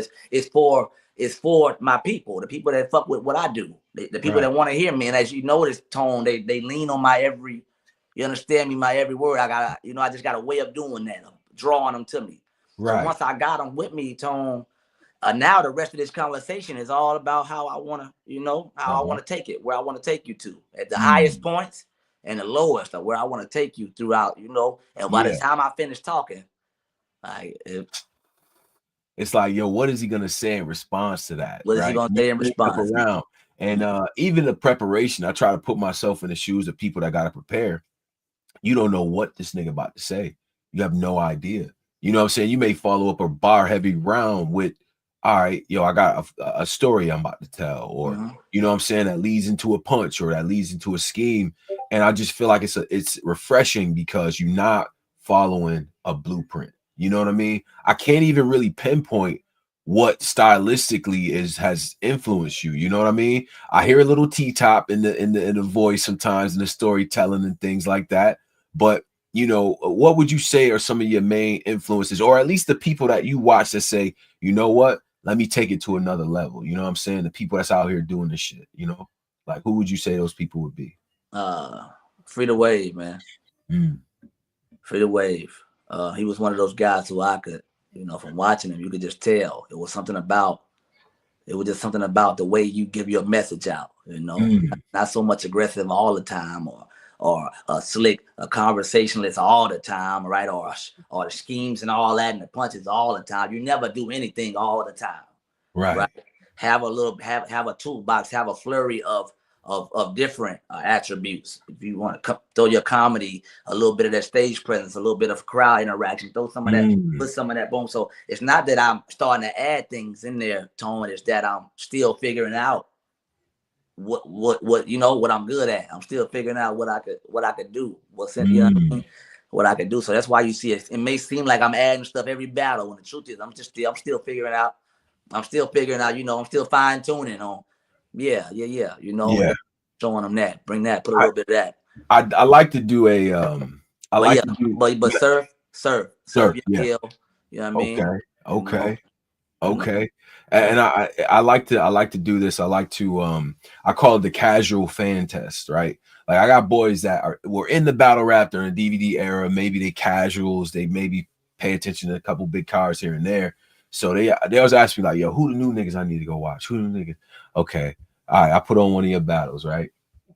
And we chilling, we all, you know, we smoking, we hanging out, you know, whatever. And the battle just playing, you know, they half watched it, we half talking. And at a certain point in one of your rounds, everybody just stopped. And my man was like, who the fuck is that? Who is he? Who is he? He's not, nobody else is rapping like he's crazy. Like, rewind that, bro. Ash the Blunt. You know what I'm saying? And it just was dope because it's like, nah, he not following a format. Because when we all came up with this battle rap stuff or just watching the DVDs, like everybody had their own shit that they did. You know what I'm saying? And we valued them for them. You know what I'm saying? Joey Jihad, like we listened to him, for his style. Nobody else was rapping like that. Jones and Jen and like all the different. I remember Reed being outside on the block in front of the car. Remember that? Oh man, Young Reed, Southwest representative, Philly. I'm stepping up to this. Remember that? With the, yes, sir. You know, I remember that. Come on, it didn't blink one time. You feel me? Like that. I come from that. Like you know that back to that. Tom. Yeah. So it's dope to hear, man. And you got such a high ceiling. So where do you see yourself taking this? Because you know, a lot of people have aspirations to travel the world and things like that, or be on a big stage, or maybe want to parlay stuff in the music or other ventures and stuff. So where do you see your trajectory with this battle rap thing, man? All of the above, Tone. I ain't gonna lie to you. I'm gonna I got some music coming out this year. We're gonna do it crazy. I'm crazy on a beat too. I'm different on a beat too, man. So I got some of that coming out this, you know, and it's also my stage presence and my performance and kind of just how I really portray my shit, how I really put my shit. I can see nothing, you know, nothing lower than me, like on a TV show, you understand me, or a sitcom or some type of acting, some type of where I could really take this craft of mine that's able to draw people, right, with my craft, with what I do, with my product, how I'm able to draw them, taking that and, you know, purveying that into something, you know, just a stage play. You understand me? Just in front. Yeah. And so acting, I would say damn near I could get into some, you know what I mean? Some acting if I. That'd be dope, bro. I mean, so, that'd be dope, man. So you be on it with the music? What does what sort of soundscapes is we talking, man? You on the trap side of things, backpack, like what type of, you know what I mean, sonically, what type of pockets you I ain't gonna lie, all of that, man. I ain't gonna lie, I sing a little bit too, Tone. I can sing. What? Get out of here. Yeah, really? for real, Tone. Like I come from that too. Like I was telling you, the R&B and just, you know what I'm saying, the Tyrese, the Genuine, the Tank. I come from that. Okay. You know what I'm saying? I come from that place. So I'm musically inclined, bro. Like I was telling you about my favorites, like Phil Mob, right? Yeah. Like, so of course, you know, the lyricism, the way with that witty and clever delivery, how, man, just watch, Tone. Just hold on. Tone. Okay, I can't wait. I can't wait to hear it, man. So we gonna get a project this year, like musically, we're gonna get something. Yeah, I'm gonna do something, man. If not a couple singles, I'm gonna drop a single here or there. Or I might just put a product together and just do it, drop it all together. But as I'm doing it, I'm gonna be showing the you know, the path through it little by little, dropping a little something here and another clip here, a trailer here, and then, you know, a finished product. But yeah, we're gonna get active. Wow. We've officially passed 1,000 viewer mark. You know what I'm saying? 1,000 people on the live right now between Twitter and YouTube as well. Yeah. Big shout out to both platforms. Every one of y'all, man. Like that. And so here's the thing, man. And I gotta get my notepad out. Now we got a Hall of Famer under our belt. We battled some up and coming guys. We did our thing and things like that. Who does Dollar need to have a conversation? I gotta set it up. ARP calls your phone. You know ARP. Hey Dollar, what's going on, bro? Like, you know what I'm saying? Nigga, I don't know why he's like this way on the phone. Yo, what's going on, bro? Hey, what's happening? What's going on, ARP? All right, I got this you know what I'm saying? What is it? Blood, sweat, and tears, or I got like a big full circle or something like that coming up. What's some names you need to see this year? What are you gonna tell them? Give me Froze. I want Froze. Maybe. Ooh. Me and Rosenberg, man, could go crazy. Okay. Let me see. Ill Will. Me and Ill Will. Okay. I like that. That'll be a crazy conversation. That's a couple of names, man. I know that'll just, I know what it's gonna do when they see it. I ain't gonna lie. That's my dog. I battled Hansel already. Foots, right? Like that. I heard Sheed Happens. I like Sheed Happens. You and Sheed? Oh my God. The pockets. And that's my dog. He's one of them guys that'll tell you like that was fire. He'll tell you like, the nigga, boy, I've been there for some of his, you know what I'm saying? He been in the building while I rap. He been there. So he'll tell you, bro, when it comes to this style, that stylistically my own, one-of-one and his own, bringing yourself into your craft, really bringing that. Yeah, me and Sheed'll be a good conversation, man. Fantasy, where it comes to performance and that clever and witty, that stage presence, that whole demeanor, me and Shine. Me and K Shine. Me and K Shine. Chess another one. I like the way Chess put his shit together when he do, you know what I mean? Yeah. When you know what I'm saying? When Chess, the way he constructs his shit, the way he put his shit together, I fuck with Chess. I've been fucking with Chess. You know. He one of them dangerous. He dangerous. Like guys, man. So I like that, man. I like that. That's a good list right there, man. That's some good work. You know what I'm saying? As far as the, A-Ward. I call A-Ward. Yeah, A-Ward. Ward. A-Ward. Ward, I think you've been a little too hard on that. You understand me?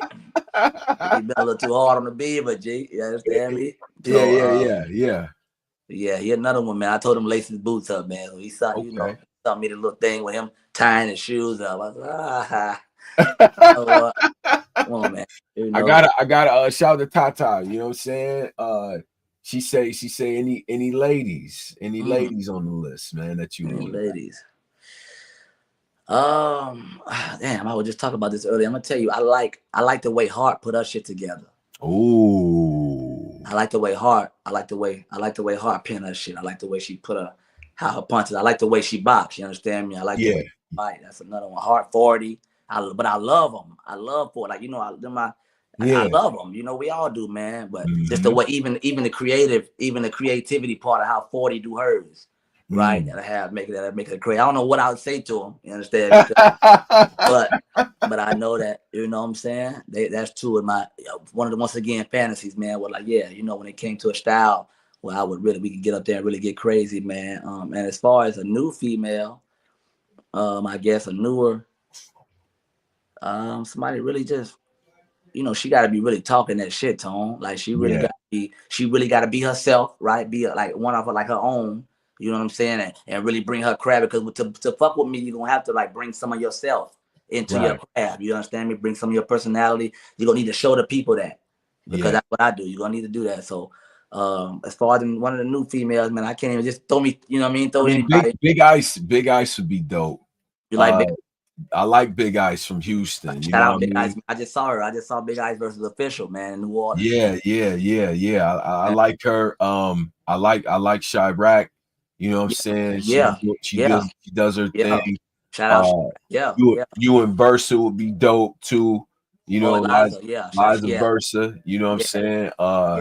Man, I'm trying to think, man. Shit, even like a shout out to AZ. You know what I mean? Shout out to AZ more. Yeah. Sister, man. I was hoping you wouldn't say her name, man. Listen, man, that's my sister. And she know that. That's like, but boy, and like it's just as. She another one of them ones. I've seen her. She bags and bodies, big bags and bodies. Once again, shameless plug. We got to join March 1st coming up. Yes, You know sir. what I mean? Bags and Bodies versus the Riot. We going crazy. Ooh. That's a girl that I've seen her creative process. I've seen her, get together. I've seen her, you know what I mean? I've seen her put it together. So I know that she's one of them also that bring herself. You understand the things that she's been through and everything, and prepare her message. I like the way she give her message too. Shout out Asia, man. So Asia Moore is another one, man. Yeah. So that's what's up, man. Yeah. That's what's up. Man, yo, Dollar, man. I appreciate you. Yeah, this interview has been dope, man. Yeah. Your passion for the game, you know what I'm saying? How you break down the story of how you got here. I think that, you gave us a lot of insight into why you rap the way that you rap, bro. Yeah. You know what I'm saying? I think a lot of people are gonna go back to the battles now and have a different appreciation for what you crafted. You know what I'm saying? Last thing I want to do, of course, is get the social media. We give you the ISO. You can tell the people what you want to tell them, and we take the show on the road. It's on you. Yeah, man. I look out for me. I'm just getting started. I'm not gonna lie to you. I don't plan on letting up no time soon. You can find me on Twitter at Dollar Bill 414, Instagram $_the boy 1, Facebook under my my handle. You know what I mean? My government. And yeah, man, you can find me in Atlanta, March 1st. Bags and Body versus the Riot, me versus Fate. 3,000 on the floor. Yeah, 3K on the floor. Damn near each battle. Capo and Real Name Brandon. Prestavia and Coffee. Love it. Love it. It's a lot of fire. As you can see, it's a lot of fire surrounded around anything that, you know what I'm saying? And I'm really trying to touch. We try to set flame to everything we touch, man. So y'all watch out for that. And if I can leave y'all with anything, be yourself.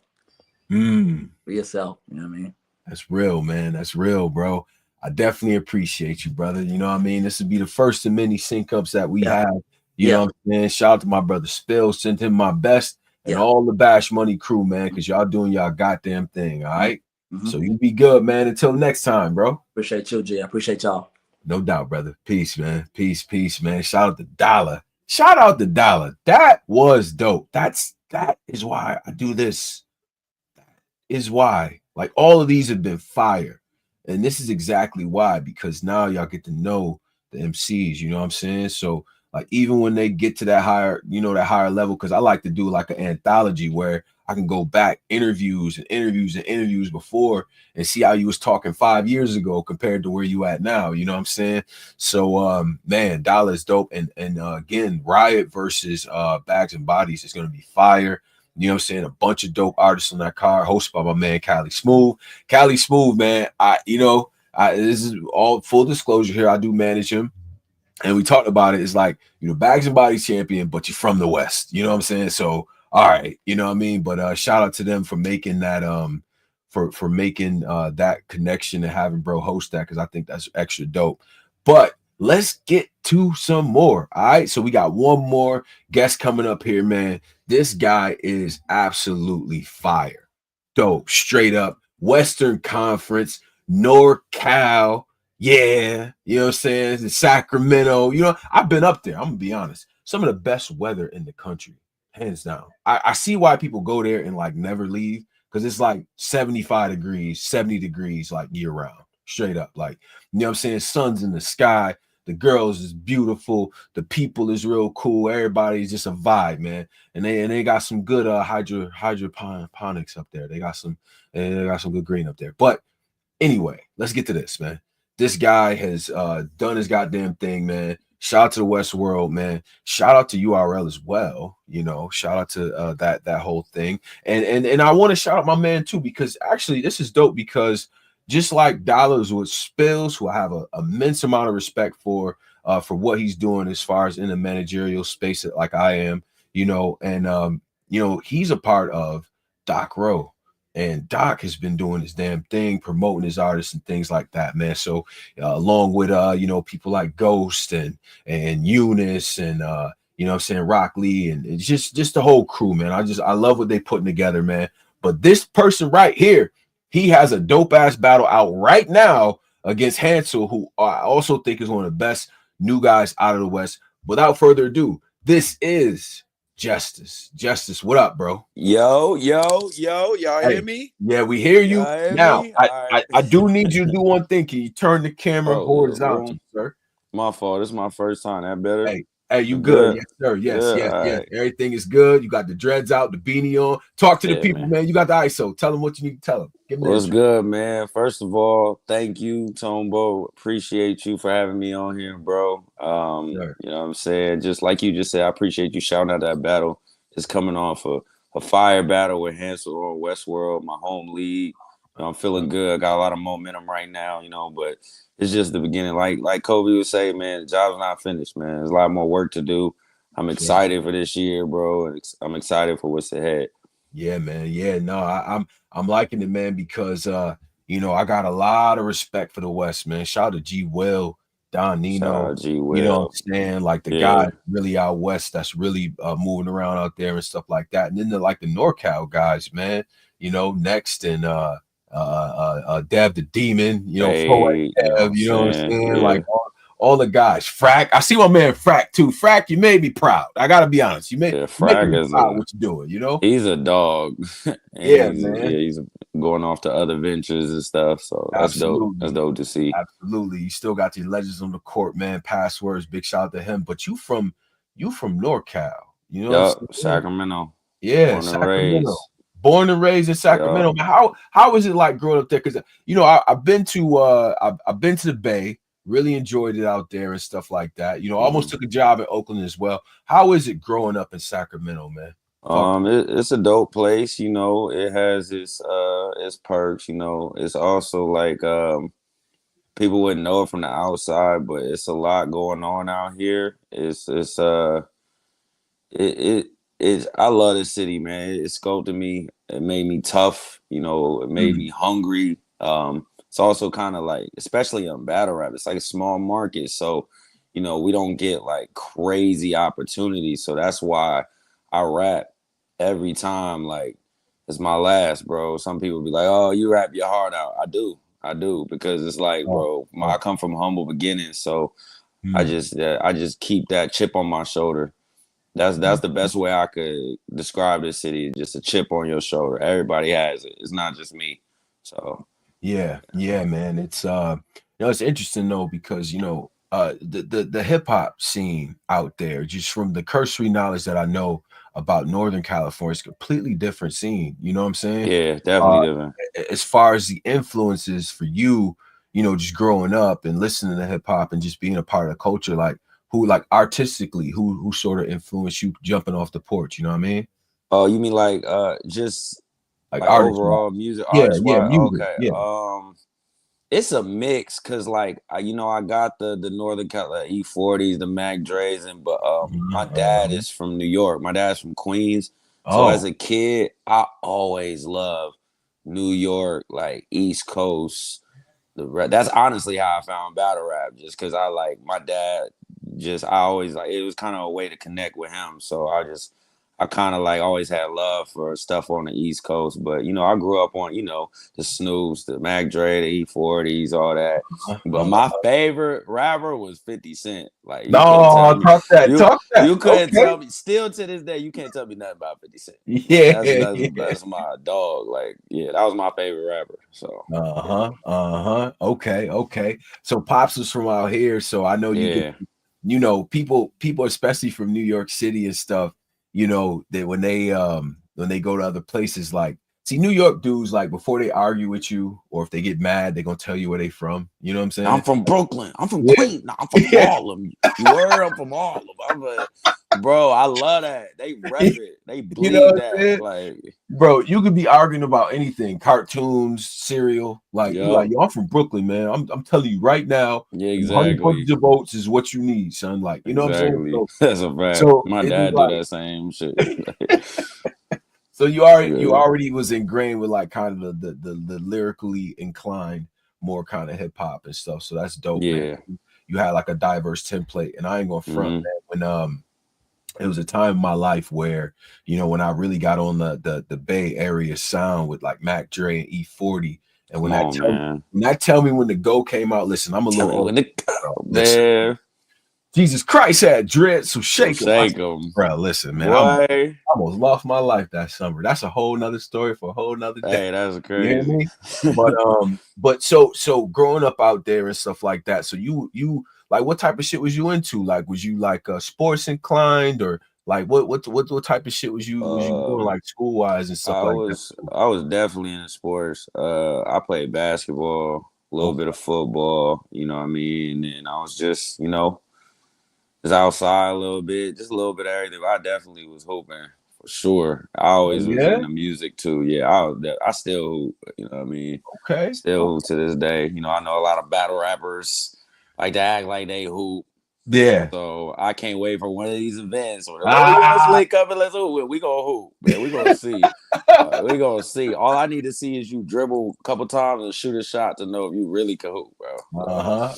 Yeah. Okay. So next time we get together with the tournaments and all, listen, we go. I can't wait. Listen, I've been waiting. All I can give you is a couple little dribble moves, dribble animations, and I'm dishing. And if I got the layup or something, an open shot, I'm gonna do that. But I might have a clipboard coaching, telling niggas, yo, set a pick over here, and dribble, so rip him. You know, I'm that guy at this point in my life. Hey man, you sound like you stay in your get to your game. You know, some people, that's a key part. Some people, they thinking it's 2K, going out there trying to do all the moves they just bought with VC. Like, no, it's not. Yo, listen here, man. I come from that, bro. Like, shoot the mid range. It's okay, man. You don't gotta shoot. I love the mid range. I don't believe, you know, we could talk. We could probably veer up. It's a lost art. If you notice, all the best players got a midi. Talk to me, bro. It's hard to guard. Come on, man. I definitely come from a basketball background for sure. That's what's up, man. So like, was you already rapping before you got into battle rap? Was you making music or anything like that? Yeah. Like, I always been a fan of battle rap though. Like, I've been a fan. My first battle I ever watched was Reed, or I think it was Trigger, the one where he said the K over the shoulder, too red as a Rambo. I was like, I just start searching Reed. I watch Reed, and that's how I found like Murder Moog, and then I just started following. I just been following it ever since. But I come from a music background. I used to, I haven't made music in a while. I stopped for personal reasons, but I rap and I sing too. So you know, I was doing that. I think that helped me a lot in battle rap, just like cadence and timing and having some fundamentals of being on a beat and stuff like that. So. Yeah, I'm actually working on some music now. I'm working on a little EP, putting out. I feel like this is the perfect time to start putting out music. I'm starting to build up my following and stuff like that. So So you got some notes, man. You got some R&B notes. You be singing. I got some. Singing to them. Okay. Because of the way I battle and stuff, the way I rap, people gonna be like I put a clip like probably like a couple months ago, one of the songs I just recorded, and people were like, "Yo, this you?" Like, they didn't even believe me. I'm like, yeah, like I really do that. You know, that's a whole nother bag. Wow. Okay. So we versatile, you know what I'm saying, into the different things and things like that. Now this battle rap thing, man, you know what I'm saying? Now NorCal do got some lineage, you know what I mean? Shout out to the legends. We shout them out and stuff like that too. So, but how did you get involved with this battle rap stuff, man? Like, what kind of drove you in that direction, even though you're musically inclined, sports inclined and stuff like that? What made you say, you know what, I could do this battle rap shit? How'd you get your start? No funny. I just tried it out because like I said, I always been a fan. Me and my brothers, like I rep Free Game. That's like my group, but we started our own battle rap league. Like my first battle was in a parking garage. I know a cameraman. We all could rap. It's crazy how we in the group chat. I think it was after, I think it was one of the URL cards. We was just in there talking shit, you know, and it was like, man, how smoky, man, what? And then we set up, we gave ourselves like a month, wrote rounds, battled in the garage. And like when that first haymaker hit, I was like, whoa, it felt like hitting a buzzer beater, but just over and over. I'm like, I like this feeling. Hold on. So I was like, all right, I'm gonna try it one more time. I battled somebody that, you know, that I didn't really know. Like there was there was like some more local leagues out here. I battled. I was like, I'm gonna try it again, but I'm not gonna be a battle rapper though. Like I was like nervous about it. I think I was just, you know, afraid to really take that step. And I battled again. I killed him, battled again. I'm like, wait a minute, I gotta see where this go. And then eventually I hit a point where I'm just like, bro, I love this. Like I gotta just see where I could go. And then one day now I look up, I'm on the ride, and I done been in the Crucible. I'm traveling, and it's just like, it's dope. I really fell in love with this. Now, was the Young Grizz battle a turning point for you? That was a make or break battle, because at that time I already established myself as one of the best new dudes over here, but I hadn't really had my real test. So for that one, when they booked that, it's crazy. There's a storyline behind it. He came to my home league and battled out here and had performance of the night. And ever since that, he had a shot for me too. Like he had a bomb. I walked right into it. He was like, something, where Justise? And then I stepped up and he hit me with a haymaker, like a freestyle. I was like, it was like, damn, it was genius, but I was a little embarrassed. I'm like, damn, bro. Not only he just had performance of the night, he just bombed on me and shut the whole building down. I'm like, bro, I just made a rookie mistake. I should have just stayed in the back. But yeah, you know, a year later, salute to Grizz, by the way. He gave me a shot, man, and the whole West. I'm talking everybody. You're gonna die 3-0. You're not getting around. There's nothing you could do. And I was just like, you know what? I'm about to show y'all who I am. Y'all about to find out about me this battle. And that's why I just didn't care. I was like, well, I'm finna die anyway. I'm about to take them with me. Yeah, you about to, that was my mentality. I was like, y'all say I'm gonna die. Well, I just got rid of the fear. I was like, I'm out of here, so might as well. And then it wound up being a classic. That battle kind of put me on notice for other people. They're like, wait a minute. He's like, I've had good battles, but that was just like, I was just so locked in for that battle. Shout out to Grizz too. He's a dope. He's one of the vets over here that's not afraid to step outside, and you know what I mean. He put a lot of people. He's kind of the guy. You ain't really official over here. If you ain't seen him yet, you official, but you not like. You gotta go see Grizz. He's one of the stage bosses that you gotta go see type shit. Yeah, man. You know? Like him and Mr. Biscuit is still one of my. Oh my god, he's scary. He's like, I don't care. I'm not one of them battle rappers. I would battle him obviously, but he is like, Mr. Biscuit. Yo, that's it. He's spooky, bro. His pen is just like, bro, chill. On another level. You know what I'm saying? So. So then after that is when you get hooked up with the URL with the Crucible, right? Yeah, I was in the like I did phase 2 already, and then I was back, and then I battled Grizz, and then phase 3 was after that. I battled Jar, I battled Authentic. I know. I don't know if he was under your not at the time. By that time, but yeah, I battled him. Salute to him too. Yeah. So what made you take that move to go and do the Crucible? Because it's insanely competitive. You know, it's a lot of artists that try out and stuff like that and things. So what made you take that step as opposed to joining RBE or just sticking to what you was doing in the West? You know what I mean? At first I wasn't gonna do it, but it was another one of those instances where I'm like, all right, stop being scary, bro. Don't be. Come on, man, just give it a shot, because it is my dream. Like, salute to the other platform, but I grew up watching Smack. Like, that to me, that's the NBA. Like, that's where I wanted to be. So I was like, man, I'm gonna go for it. To be honest, I didn't think I'd make it, because at that time, I had confidence, but I wasn't all the way believing in myself the way. So I was just like, all right, I'm gonna just do it. And then like after phase 2, I'm like, wait a minute, I might can make it all the way to the end of this thing. And then it was a great experience. It taught me so much about battle. I'm thinking, man, I got the bars, and it's just like, bro, it's not just that. It's the what the clothes you wear, it's how you carry yourself, what you do, the marketing yourself, networking. It was just, I'm like, the Crucible taught me how to play the game for real. Okay. It's kind of like battle rap school if you were paying attention. Some people, Okay. So it's just it becomes about more than just I can rap, I'm nice, they appreciate where I'm from. Now it's like, all right, you know what? There's a bigger forest here. You know what I You mean? gotta be a star. You gotta have the look. You gotta people. You know what I mean? This Right. It's just so many different. It's more than just raps, and I had to learn. I wish I knew that before the Crucible. That I'd have bought, because I did. Obviously, I went to phase 3, but I did not get selected.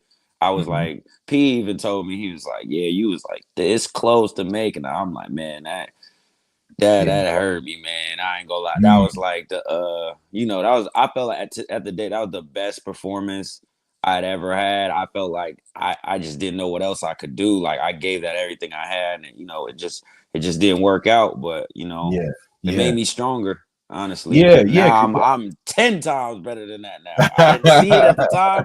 Thank you. I appreciate P, all y'all. I appreciate y'all for doing that. Y'all made me a dog, because these past couple years I've been doing side missions, and I'm just a totally different art. I'm ready now. Like I'm really ready now. And you get the D.I. the Henny Man and Cuban, Cuban. and it's just like now, even though you didn't make it past that round with the URL, which we'll revisit that soon, because I know you got some things going on with that, but it's like now you're on the radar though. You know what I'm saying? And just having that recognition as an artist, I think, is important as well. You get the DI and you get the Cuban, and now it's a whole different ball game. These are veterans and things like that. And I mean, just for those 2 battles, I mean, what was the approach now? Because now you kind of see what the whole game is. You know what I'm saying? It's more than just bars. It's a little bit more things, and you adding things to your arsenal. So stepping into those 2 matchups, like, what was your mentality going into that, bro? The DI battle was an investment. I reached out to Gotti and KP, because I got a relationship with KP. Gotti that showed me. Like, I reached out. I seen that they was having a car. I'm like, yo, because I'm hungry. I'm like, yo, just I'm looking for just humbly, like, I'm looking for an opportunity to prove myself. I honestly don't care who it is. I'll get out there on my own. Like, I want a shot. Like, give me, if you can, give me a shot to prove myself. And Gotti seen, and I appreciate him for that. Shout out to Gotti and KP.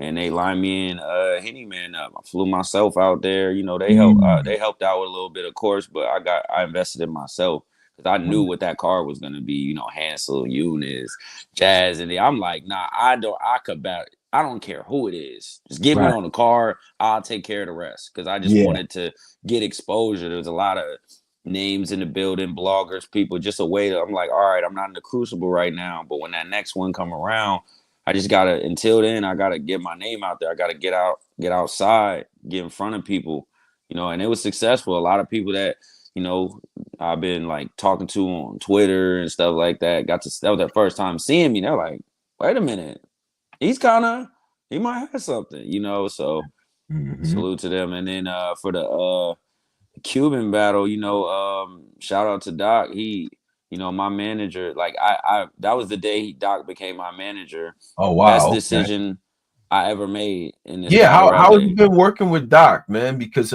he does a great job, man. Man. To Doc, man, because he really pushed his guys and stuff, and me and him are really cool too. So how has it been working with Doc? Because he's just such a he's really good at marketing, and man, that's I think that's his biggest strength. Me and him were always cool. He was like, we was homies first, like, and then I saw what he was doing, and like I said, I come from a small market. I didn't really have the push like that, and I'm like, if I had somebody like him pushing me as hard as I work, that's just like a dynamite combination. And then he reached out to me, and it's crazy, because I was already gonna, we kind of there was like mutual interest there, and he's like, I want to manage you. I feel like, because I felt like I hit a spot where I'm like, man, I need somebody to help me get over that hump, like, and he's to me, salute to all the managers, but man, he's one of them. He's one of the managers. Like, you see what he's doing with Eunice, Rock Lee. Like, if all you got to do is just do your job, and Doc will take care of it. He's like, you watch basketball, we talked about that earlier. Doc is like, I was averaging 20-25 on a team where we weren't really going anywhere. Then I get a veteran point guard that knows how to get me in all my spots and make the game easier. Doc makes the game easier. It's like, man, wow. I wish I would have joined sooner, but everything happens for a reason. I appreciate him that much more now, because He's always working. Always. I'm talking to him every other day. He's talking. We got the group chat. I appreciate him so much, man. Salute to Doc, man.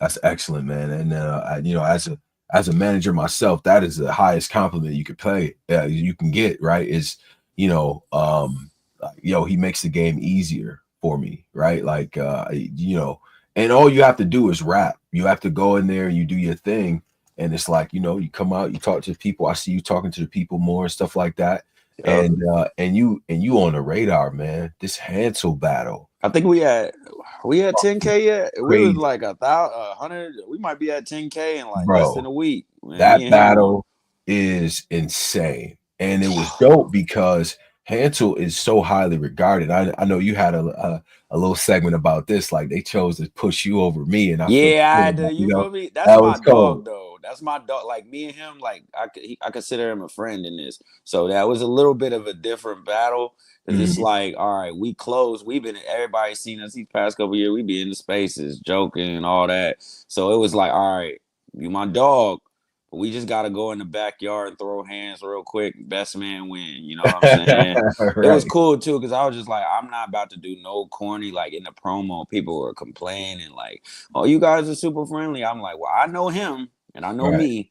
When we get in that ring, it ain't gonna be friendly. It's gonna be everything but the gossip. We're gonna get in there and we're gonna try to kill each other. And I think we did that, man. We salute to Hansel, bro, too, because he didn't have to, you know, he got movement, he got motion right now. Like he's, you know, he didn't have to do that. He pulled up in my city and he's a warrior. He says he prides himself going to people's backyard, and he did that.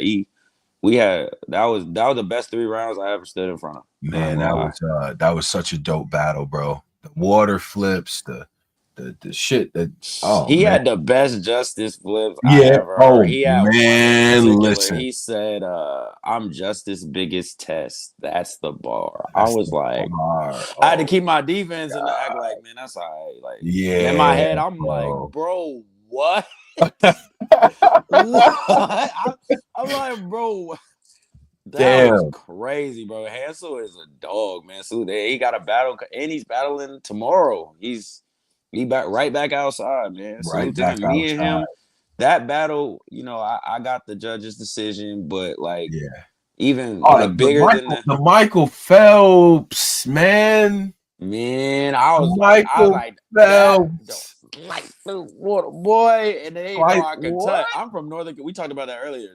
Butterfly through the water, touch, man. I could butter the. Come on, man. Oh my god. That was ridiculous, man. I was like, once that hit, I was like, oh yeah, we about to work. We about to work, man. Yeah, that shit was so dope, man. And you know, I think even now, so.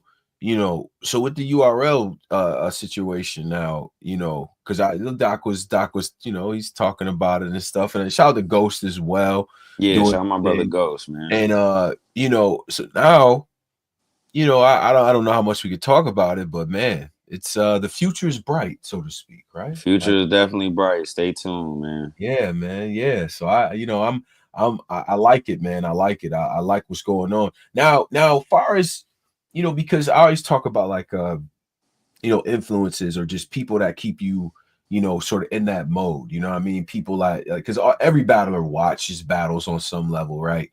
But like, who would you say right now is kind of keeping you in that mode of like, all right, I gotta continue to work. You know what I'm saying? I gotta, you know, I see what so and so is doing or whatever, or even some influences or places that you want to be.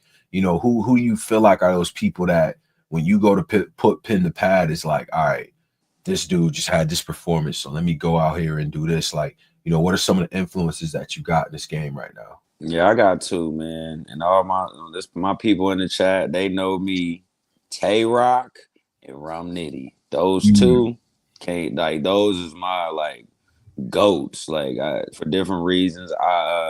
Rock was probably my first just like favorite battler, like and I just like the way he bark on people, the energy, because that's the anger, the aggression, like, and the punches, like I rock with that. And then Rum Nitty, just the greatest puncher, like he's just one of the greatest battle rappers ever. Those 2 just like, and to still be at the level they're at right now after battling this long, it's just like, how could that not inspire you? It's like they both just keep finding ways to get better, which is insane. They both got probably almost 15, almost 20. They've been in the 15 years, bro. Like, how do you keep finding ways to get like Tay-Rock? How are you outside this much? Like, you on some LeBron? Like, you good, bro? You on Right. like, he's not. I know he's not 40, but like battle rap years, like you like LeBron, like 40 years old, you still windmilling, like, bro. Yeah, man. Yeah, he's still putting up 25, 8, and 8. Still Like, 25, 8. You doing 30-point triple doubles at this point in your career? What is wrong with you? Like, man. Yeah, that's just like those two right there, man. For me, just they inspire me for sure. Right. Those are both like in-game battles for me. Hopefully, they still outside by the time I make it to where I'm going. But yeah, those two right there. So when you got, you got your influences, you starting to gain traction and gain motion and stuff like that. Is there any places that you haven't battled that you want to go to, and if so, what would be the opponent? You know what I'm saying? Because traveling is a part of this game as well. So what sort of leagues or what regions would you like to battle in? 2025. Midwest. It's a good segue. I'm going to Chicago March 8th. I'm battling Stylistic. That's one of I they know. Yeah, man. Yeah. One of they promising young gunners that, I don't know why they booked him versus me. If they would have seen him do it, I don't know. But I guess, It's on TOS, right? TOS. Yeah, on TOS, man. That card is crazy too. That card is stacked today. Stacked up. That's crazy how that one worked out. We was kind of already talking about it, but they like locked it in. That's always been a place I wanted to go. Definitely want to go to New Orleans. Gotta go to New York. Have to battle in New York. I have to battle in New York. Come on, man. I don't even need a hotel. Come over to New York. I go stay with my grandma. My grandma, I can literally just go, like, you know what I mean? Like, I got family out there. So New York, New Orleans. I always wanted to go to Houston too. I love the Houston crowd. It's a lot of, honestly though, it's like those are like the main ones, but I really just want to travel. I just thought about it. I was just like, man, I get to, make some money, travel, and go to places I've never been and do what I love. So it's just like that's the greatest part about this. Like, so there's a lot of other places I want to go, but those are like the main ones.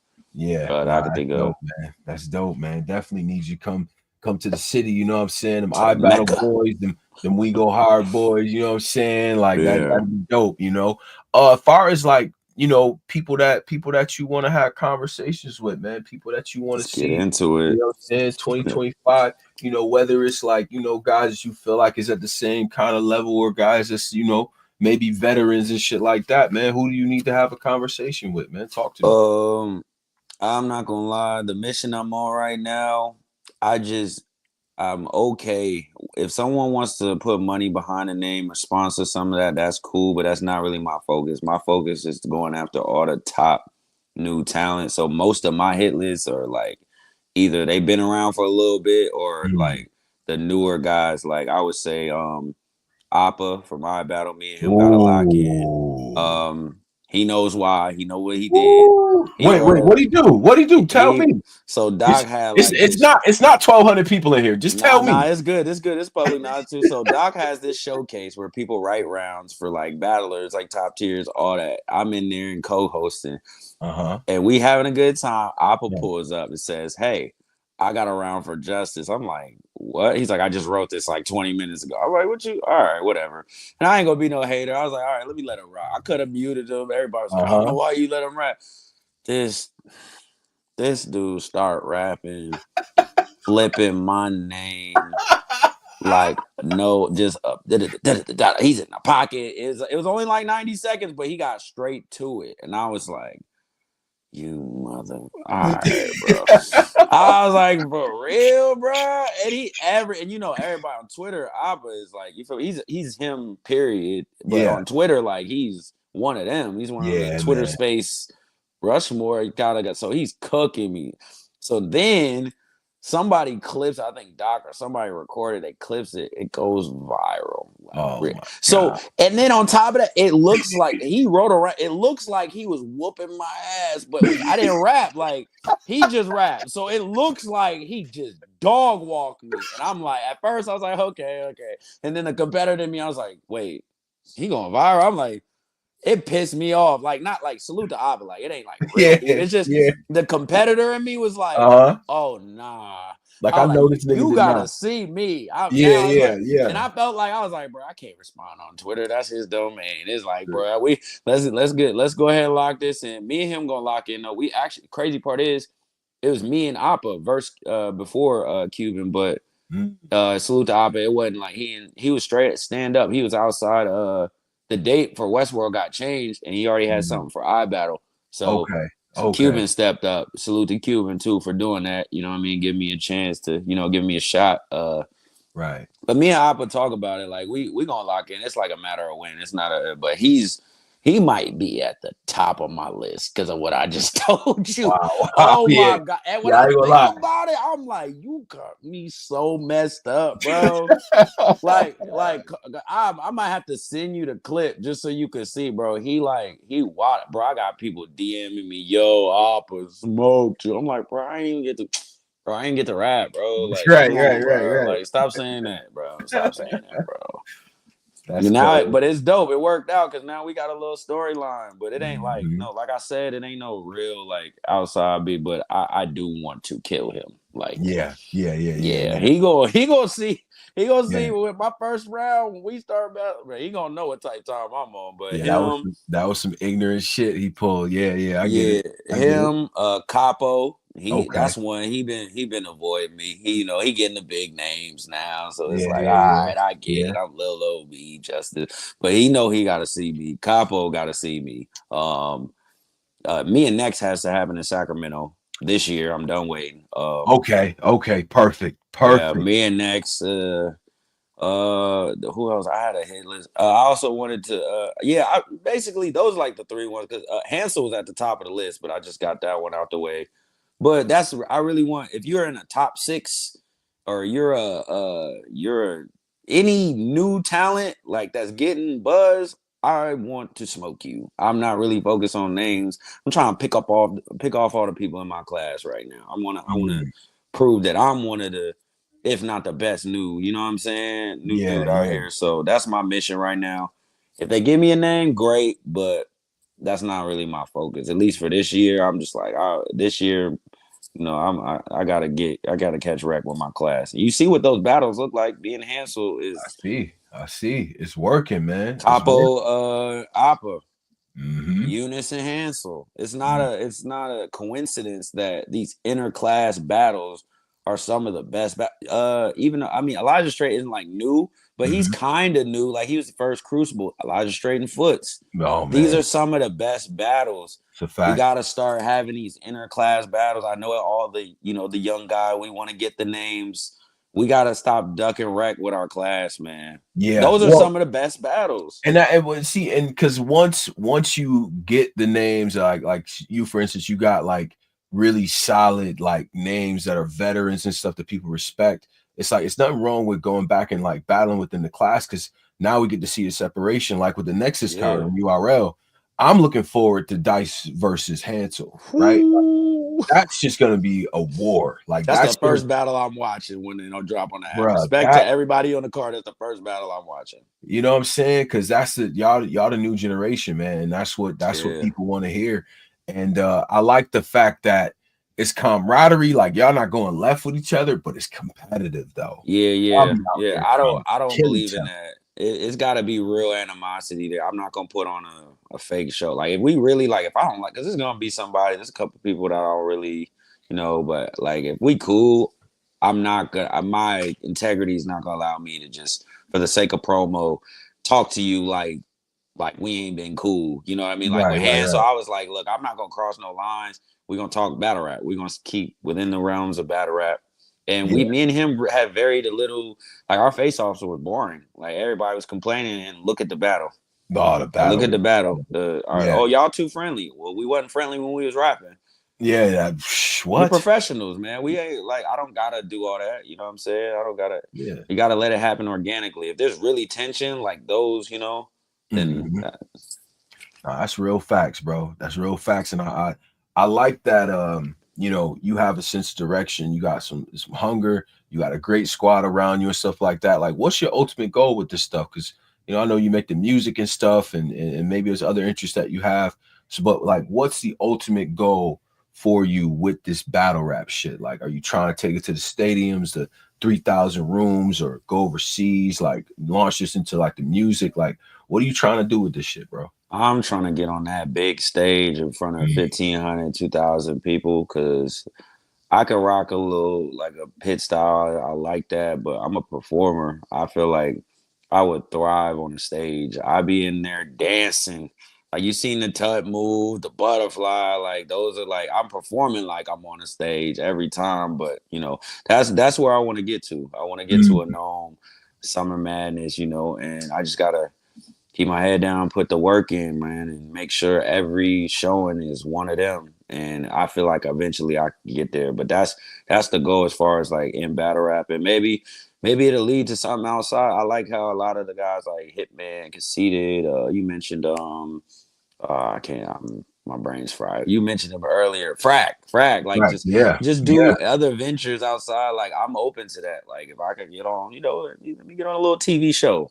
Let me put Justice on Power. You know what I mean? Put me on Power. Hey Let me man, be you could like, be a getaway driver on you feel Power. me? You know what I'm saying? Like, Give me a little, you know what I'm saying? yeah, Hansel ain't the only one that could, you know what I mean? Get on a, let me, you feel me? Let me get on Power or one of those shows.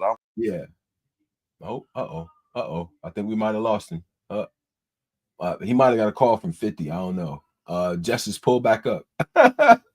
Shout out my man Justice, man. I know he pulled it back up. But shout out to all of y'all too, man. Almost 1,200 in here. I think we got him back. Justice, yeah. I'm up here. I'm be honest. I thought 50 again. I hit the damn. I thought 50 called you or something, bro. I wasn't even gonna... Man, if 50 called me, man, man. But nah, my fault. I was doing too much. Yeah. I hit the damn. Hey, if 50 call you, My hang heart up dropped. on me. I ain't even gonna be mad, bro. Hang up on me. Nah, man. Nah, I gotta complete the objective, man. You know, being on here, you know, again, salute to you for having me, bro. It's like, Absolutely. I've been watching you before I battled, so it's like being up here is kind of like, wow, yeah, man. But yeah, what was we talking about? Was other ventures, or were you trying to take this shit? Oh like yeah, man. Big rooms, or the, you know what I mean, the other adventures and stuff like that, like the Hitmans and Conceiteds and so on. Yeah, that's what I'm on. You know what I'm saying? If I could get on a show or whatever, I'm open to anything. But it's really just, I just want to see how far. I didn't think I would make it this far where I'm at now. So now I'm like, let's keep pushing. Let's keep just trying to get better every battle and see where I could go. But I just gotta see what it's like being on that stage, dropping a bomb, just like, hey, Houston crowd or that New York crowd. If I could get on New York, if I ever get to stand on a New York stage and rock one of them crowds, oh man, that would be crazy. Hey man, you keep rapping the way you've been rapping, man. It's gonna happen, bro. You know what I'm saying? You definitely focus. You know what I mean? You coming with good work all 3 rounds. Keep the hunger going. You know what I'm saying? I'm gonna be tapped in, bro. You know what I'm saying? You always welcomed up here. Before you go though, what I want though is for you to shout out the social media, how people can follow you. You know what I'm saying? Anything you want to tell the people, man. ISO, it's on you.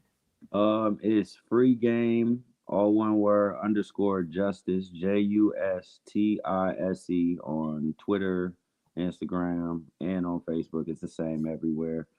Shout out to my home league, Free Game Battle League, and Westworld. Shout out Doc Rowe. Man, 2025 is mine. I'm not playing every battle. I don't care what platform I'm on. I don't care what the name is, how good you are. I'm on timing all year. No doubt, man. All year, I'm on timing. No doubt, man. I love to hear it, bro. And you know what I'm saying? Big shout out to you, man. Big shout out to Doc Rowe as well. I'm gonna be in tune, man. You always welcomed up here at Black Compass Media. You know what I mean? Keep doing your goddamn thing, bro. All right. I appreciate you for having me. Thanks again. Oh man. No doubt, man. Pleasure is mine. All right, brother. Peace. All right. No doubt, man. That's my man, Justise, man, from NorCal. You know what I'm saying? Sacramento to be exact. Hope y'all all enjoyed this, man. Hope everybody enjoyed this that's out there, man.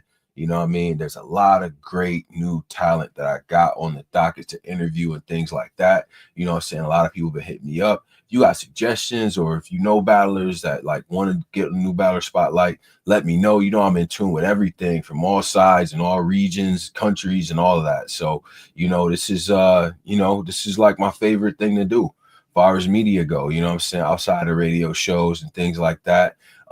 Definitely salute to everybody sitting here, man. Upwards of 1,200 people in here right now. So as long as y'all in here right now, what I want to say to people is make sure you check out the cards that's coming up. TBL, TOS, URL, Nexus. You got Bags and Bodies versus the Riot.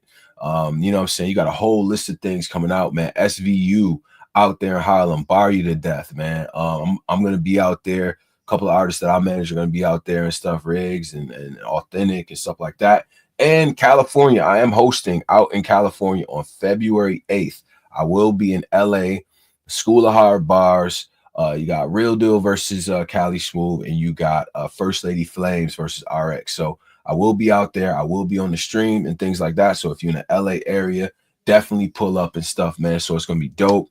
And then there's something else I'm doing in Carolina, real dope card. I'm not going to say too much yet, but it's a lot of stars from the Carolinas region that's going to be in there. So I'm going to be hosting those battles, man. All black affair, you know what I mean? So y'all should be seeing the trailer for that soon. Get in tune with us. Hit me up, Black Compass Media, of course, Black Compass BCM on Twitter. Hit the Discord as well, and share all the content, man. And I hope y'all got a chance to get to know some of these guys as they, build and gain recognition with their craft and stuff like that, man. But it's Friday. I'm gonna go ahead and go be with my baby. You know what I'm saying? And hope y'all do the same, man. Y'all have a blessed weekend. Go Eagles. You know what I'm saying? And go Bills too. You know what I'm saying? I'm tired of the Chiefs, man. Respectfully. Love you, Andy Reid, but I'm tired of this shit. Anyway, Black Compass Media, Tone Bro, y'all be good.